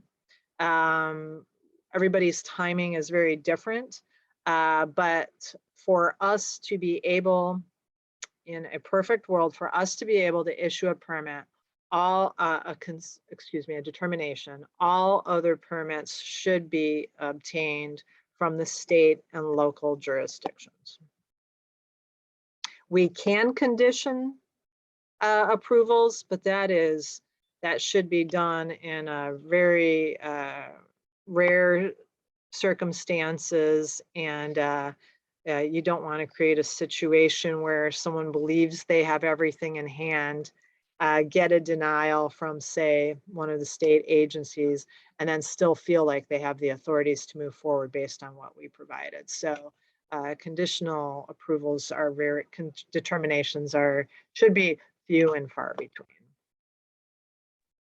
Okay, thank you for that. And you know, as you might imagine, you know, there's a number of agencies represented here today that have, in one way or another, you know, an approval authority, us included, and it frequently becomes an issue of one agency can't move forward without the other agency's approval. So it's very, very helpful, and maybe we can, you know, help to resolve this for future projects here, to work together to ensure that those approvals are issued in a way that doesn't only affect us, but also affects the next agency that has a say in the matter. Yeah, that sounds good, Chris. Scott? Thank you, Marcus. I'm glad we're having this discussion. A question that I've always kind of wondered about, hasn't really come up, but if state policy is to require burial, and I think TSP Part 4 right now references 2,000 meters water depth. So if the state's policy is to require burial to 2,000 meters, and a company, let's just say a company wanted to bury the cable in state waters, but not in federal waters, would the federal agency not be allowed to authorize the installation if the burial was not going to be completed out to 2,000 meters water depth? Well, our program manager's on the line, so I'm gonna, if she wants to jump in, she can. But our jurisdiction is over the state waters and everything east of that. And so in terms of the permits that would be required, that we would be reviewing consistency against, as long as they are adhering to the state agencies' jurisdictional authorities and the local jurisdictions authorities, then we would be able to, for example, issue a concurrence that it in fact was consistent. If they came in and chose to not bury it, and if that's a requirement, chose to not bury it for whatever reason, then the state would find itself in the position of being in a contrarian position of saying you're not meeting our statutes.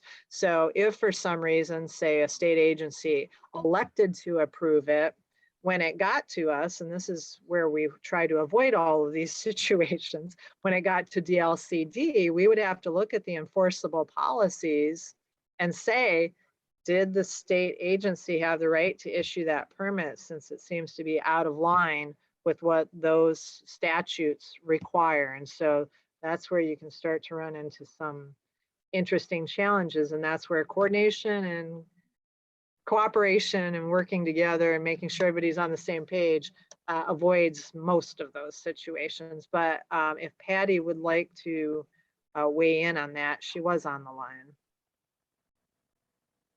Thanks, Lisa. This is Patty. Just wanted to add, that's a very interesting question, Scott.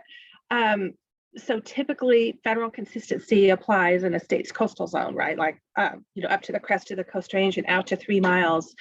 Oregon, we're the only state on the West Coast that has what's called a geographic location description, which you may remember when Part 5 was adopted by OPAC and then LCDC. Not very long after that, the state also developed a renewable energy GLD that allows us to review for federal consistency much further out, quite well, basically what, to 2,000 meters, is it, Andy? I believe. So it does give us authority to review activities outside of our coastal zone. So it's a very interesting question, what would happen in that, and that's, you know, I think that's probably something that this group, you know, would be very good to look at. You know, how is that going to work when it gets outside of the coastal zone? What standards should the state be applying beyond the 3 mile nautical mile limit? So, but we do have the ability to review those activities, because activities outside the coastal zone affect the coastal zone, if that makes sense. And NOAA has agreed with us and has given us that authority. So So I think that's something that this group is probably going to want to come back to in the future. Thank you. So thanks.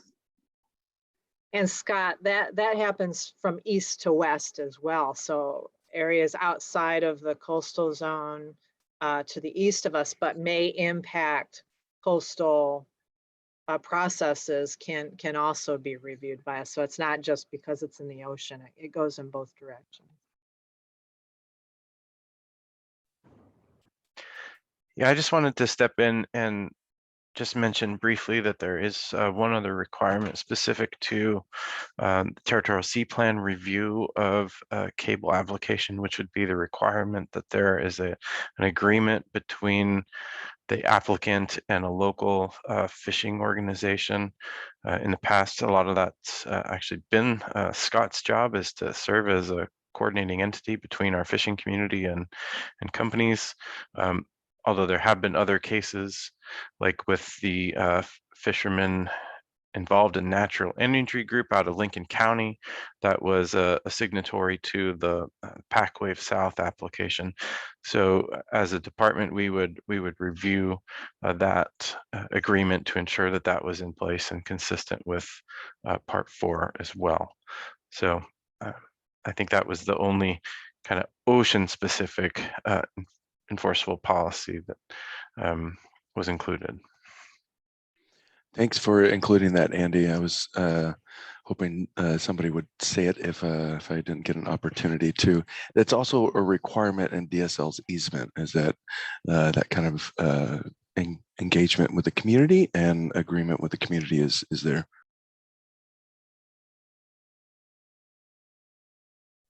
Excellent, thank you. Does anyone else have any more questions for, I guess, DLCD staff at large here? Okay, is Tyler from the Army Corps of Engineers on the line?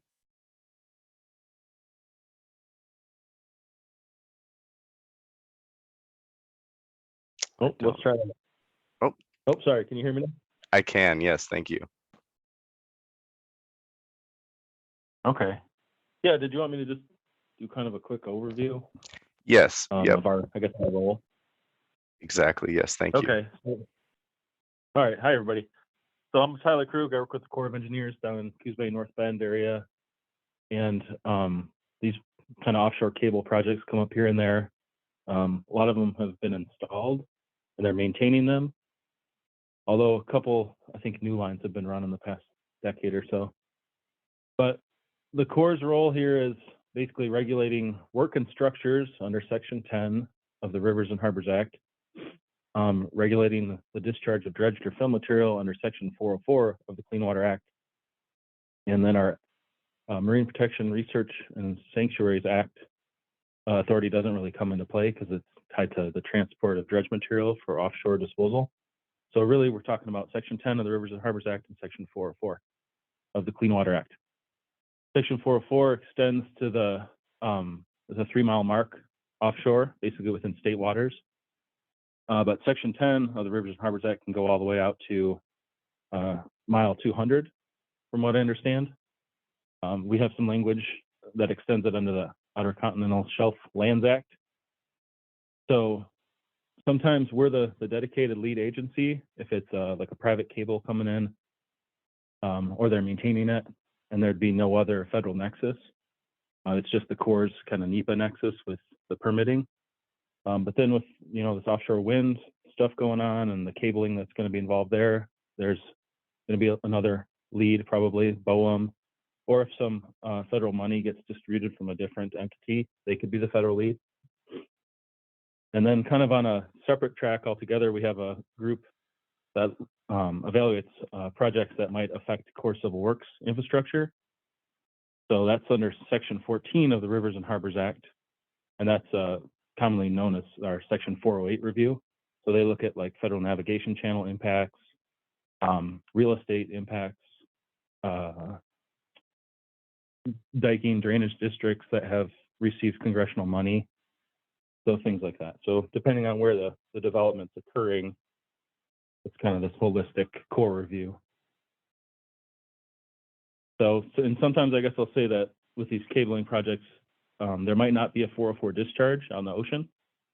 So if they're basically going from an upland area on the bluffs and they're boring underneath the nearshore environment and they just keep going, there's really no discharge within the 3 mile mark.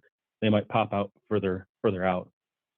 So we might be just looking at a work and structure thing under Section 10. But once we have a federal nexus, then that kind of sets off a domino effect of all the different statutes that we have to comply with: Endangered Species Act, Section 106 of the National Historic Preservation Act. The applicant has to obtain a 401 water quality certification where applicable, and then CZMA compliance as well. Oh, any questions?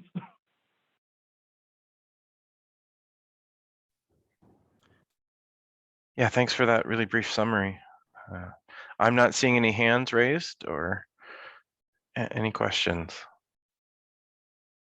Okay, you were talking about, CZMA actions being extended further out, and this would probably be one of those situations where it takes, maybe DLCD's review does get extended out to mile 200 instead of just within state waters. But I'm not entirely sure on that. We probably need some legal interpretation. My understanding is that would require a DOJ involvement from our agency as well. Okay. Right. If there's no other questions, we can move to this next section,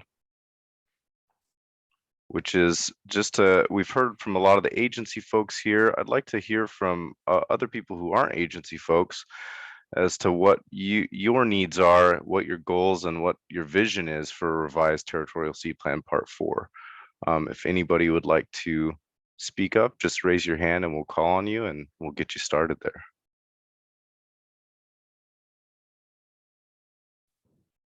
Scott?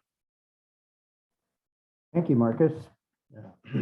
Excuse me. This day is about within a few days of 4 years coming for us. We the OFCC, Oregon Fishermen's Cable Committee, began a process about 4 years ago to request a change to the Territorial Sea Plan Part 4 requirements. And the reason that we do this, I'll give you just a real short. There's a part of the rules for installing undersea cables in the state of Oregon that require a periodic inspection. Up until 1999, there was no requirement for a periodic inspection. And when the first OFCC cable agreement was drafted, we fishermen felt like if we were going to, we negotiated with the cable owner, and we felt like we had a good plan in place where the fishing industry could continue to fish the area that the cable was installed. In some parts of the world, cable owners discourage or governments prohibit fishing over submarine cables. But with cables being buried, we have good evidence that they're compatible. Buried submarine cable and fishing activities can be very happy partners on the seabed. So we negotiated an agreement, and as part of that agreement, it was submitted to the state Department of State Lands as part of the joint application process for a cable. It was called the North Star cable in 1999. And following that,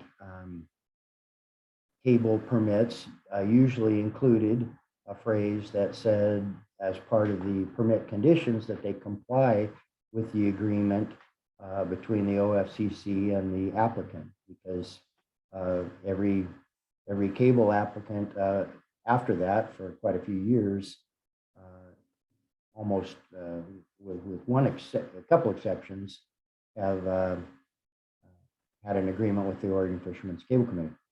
So this agreement, because we felt like it was important to make sure that fishing around a cable was safe and remained safe, we felt it might be appropriate to have an inspection of the cable periodically, not a entire end-to-end inspection, but spot checks just to see, is the cable still buried? Is it in the same condition as when it was installed?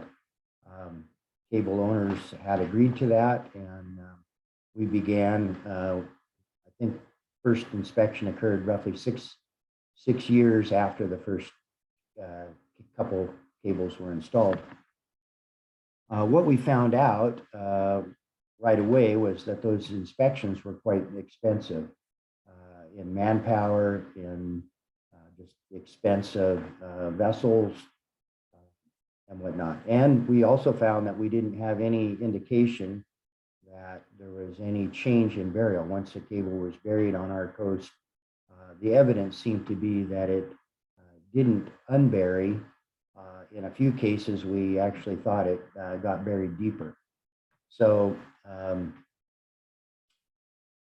in 2006, the OFCC asked DSL to amend the requirements that we had in our agreement, which was part now of the agreement, permit agreement, as an included condition. We asked to amend that 5-year inspection to 5 years for the first one and 8 years for every subsequent inspection, provided that there was no evidence of cable change, burial change in that time. And at the time, DSL Director Ann Hannes, they agreed. They said, yes, that makes sense. And that was the policy going forward at that time. In 2018, we had now had something like 10 different inspection cruises, quite a few more cables than just the 10. Several cruises had more than one cable inspected. And in no cases did we find a buried cable became unburied. And in 2018, some of the members of our board suggested, why don't we do away with the requirement to inspect a cable? What good is it doing? It's costing a lot of expense. So the board considered it carefully, and we agreed that was probably a very prudent thing to do. And other states, the state of California, for example, had followed Oregon's policy of having periodic inspections. They had it at first every 18 to 24 months.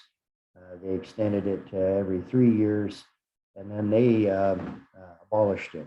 They said this doesn't make sense, and so we wanted to do the same thing.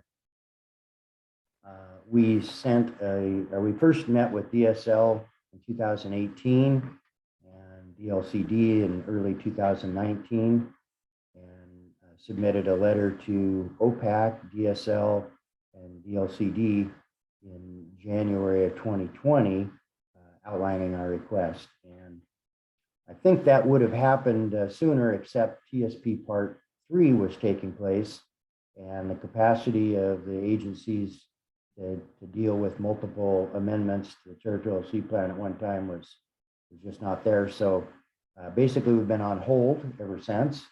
And then now with House Bill 2603, we're back to having an opportunity to amend the Territorial Sea Plan. So what we would like to do is just reiterate our request, simply avoid the unnecessary inspection of cables. The fishing industry does not feel it's necessary.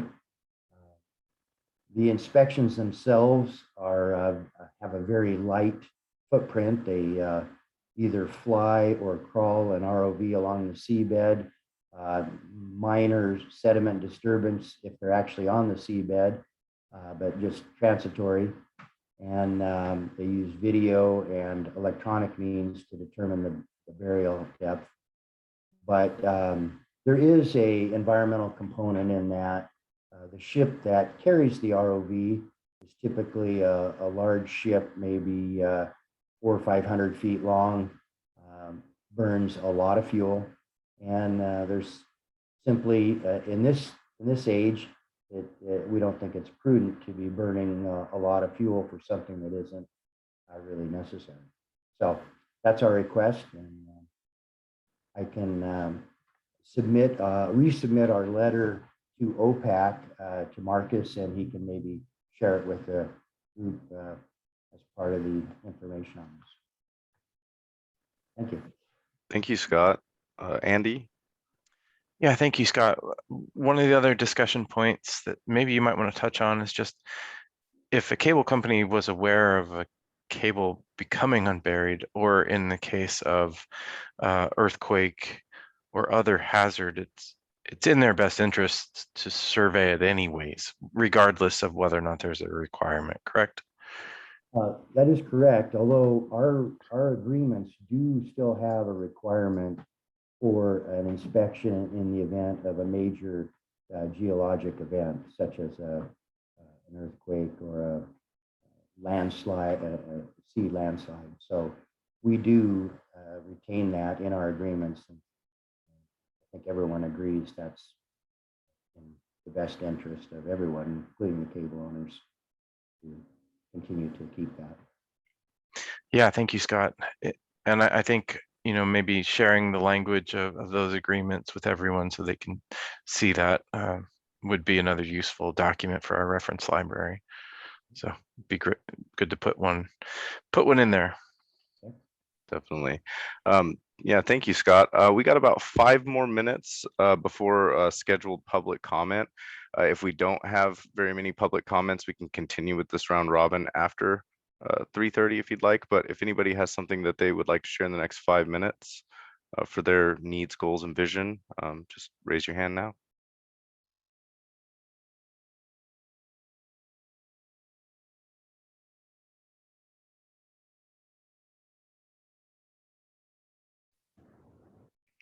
All right, I'm not seeing anybody else. That's all right. We could open it up for public comment a few minutes early. If there's anybody any member of the public who'd like to talk.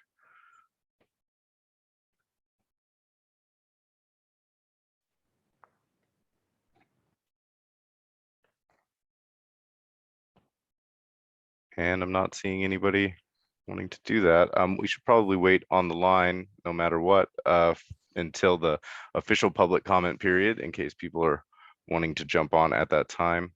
Oh, Tara, did you have something to say? I just saw in the chat that Charlie Plyben requested, I think, to speak. Oh, I see that now. Yep. Go ahead, Charlie.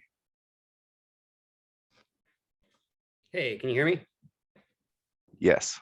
Okay, great. Thank you. Good afternoon, everybody. Charlie Plyben, Oregon Policy Manager for Surfrider Foundation. I also sit on OPAC, kind of sunsetting my time on the Ocean Policy Advisory Council. Great discussion. Honestly, it was really fabulous to hear all these people talking about this process and the different parts of this process. I've talked to many of you on a very individual basis, yet seeing everybody talking in the same room. And really that was the spirit of what House Bill 2603 was all about, which I was a major advocate for, as you probably know. So I just want to say thanks. This is great to hear this discussion. It's really enthusiastic to hear a lot of the land sea communication that's happening here. And that's exactly what I had hoped in my needs, goals, and vision for this process looked like. I also want to just comment on Scott's request, which I would hate for that request to be beholden to the planning that's going to be underway here, and that potentially that may be a request that could be expedited for this process. As an OPAC member, I did vote for that and I did support that. I did agree with Scott that that's not something that I thought that this, what we were working on with House Bill 2603 should get in the way of. So I do support that being moved forward. The only sort of caveat I have is if this group for some reason or another thinks that those inspections are necessary at some sort of temporal sort of time period, that to look for collaboration with the science and other types of community that may benefit from that. I agree with Scott. That's a lot of carbon and a lot of use and expense if it's not for good reason. So thanks a bunch. Thank you, Charlie. Is there anyone else who'd like to jump in?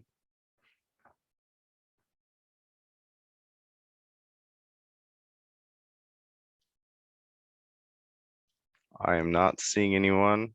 I'm gonna wait on the line for another minute or so, but otherwise I think that we can end early.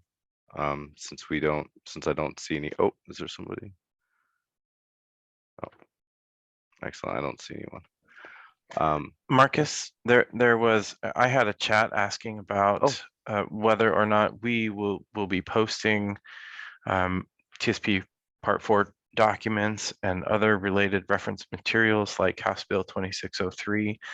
We will certainly be doing that and posting those in our document library.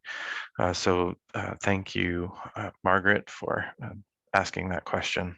Definitely, and there will be notes from this meeting and for future meetings posted on Oregon Ocean Info as well.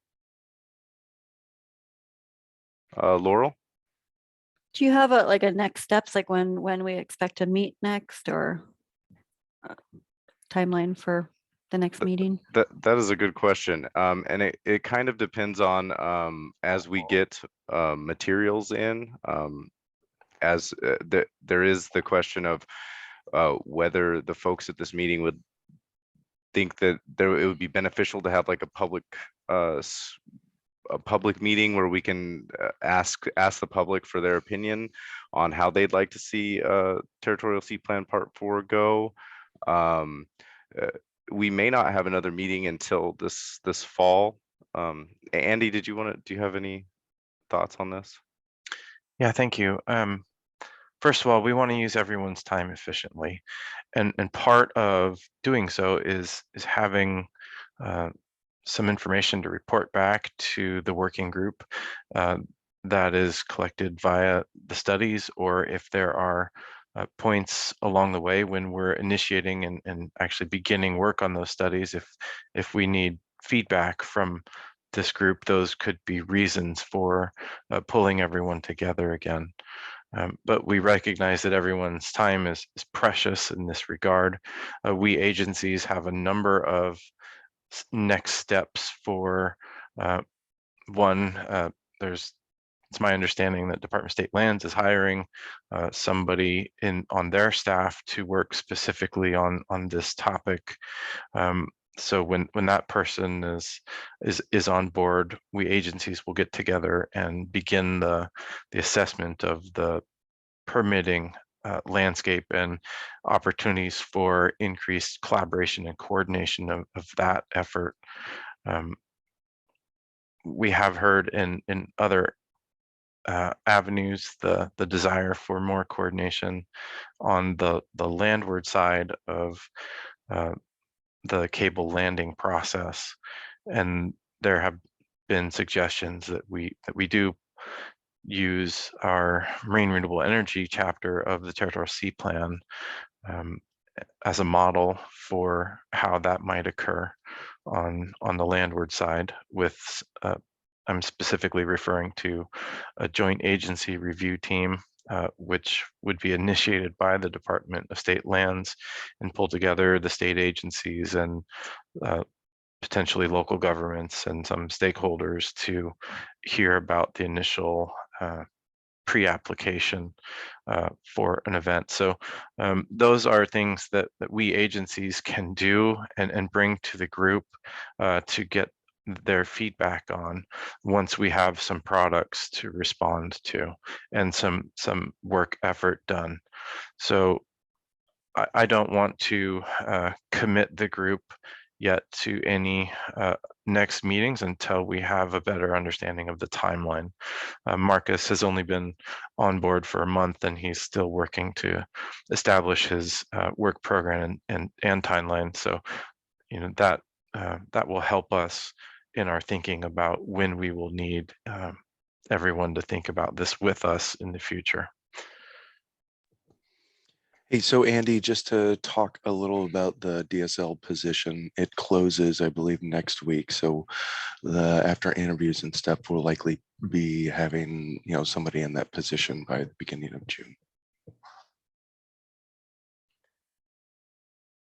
Looks like Jamie, you have your hand up. Yeah, I think you mentioned this earlier regarding the makeup of this working group was going to be hopefully finalized at the next OPAC meeting, which may not be till July, late June. I'm certainly hoping that we can have our OPAC meeting in June. It looks from our scheduling survey like that will be possible. But I need the executive committee to help me review that and actually set the date. And certainly at that meeting, we would, have everyone who's been nominated to the different positions be reviewed by the council and officially appointed to the working group at that time. Great.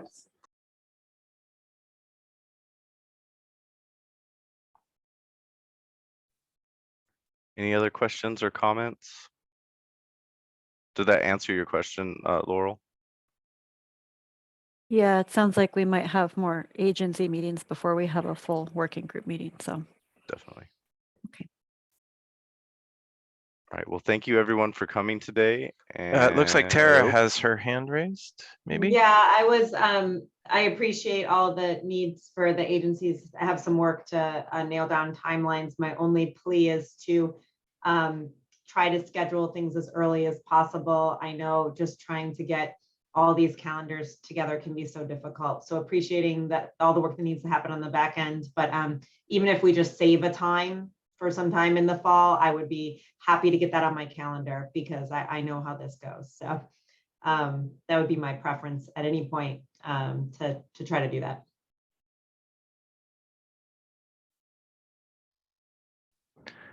Yeah, thank you, Tara. Certainly, I think we know that as our legislatively established deadline approaches, there's likely to be a concentration of meetings, maybe one a month for a period of months leading up to when this group needs to have their recommendations transmitted to OPAC. So certainly between January and April of next year, I think we could expect a meeting a month. But prior to that, it's a little unclear to me when we'll have products ready for review.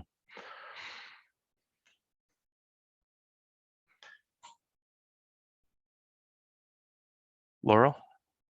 I was just going to echo what was just said about scheduling. Like, if you know that, like, we're going to have a meeting a month during X period, let's put it on the calendar now, because if we don't need it, we can always cancel it, but a hold is better than not being able to find anything on a doodle.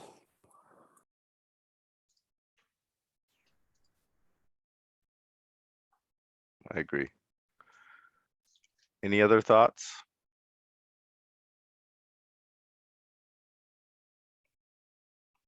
Right. Just want to thank everyone for your time and your participation today.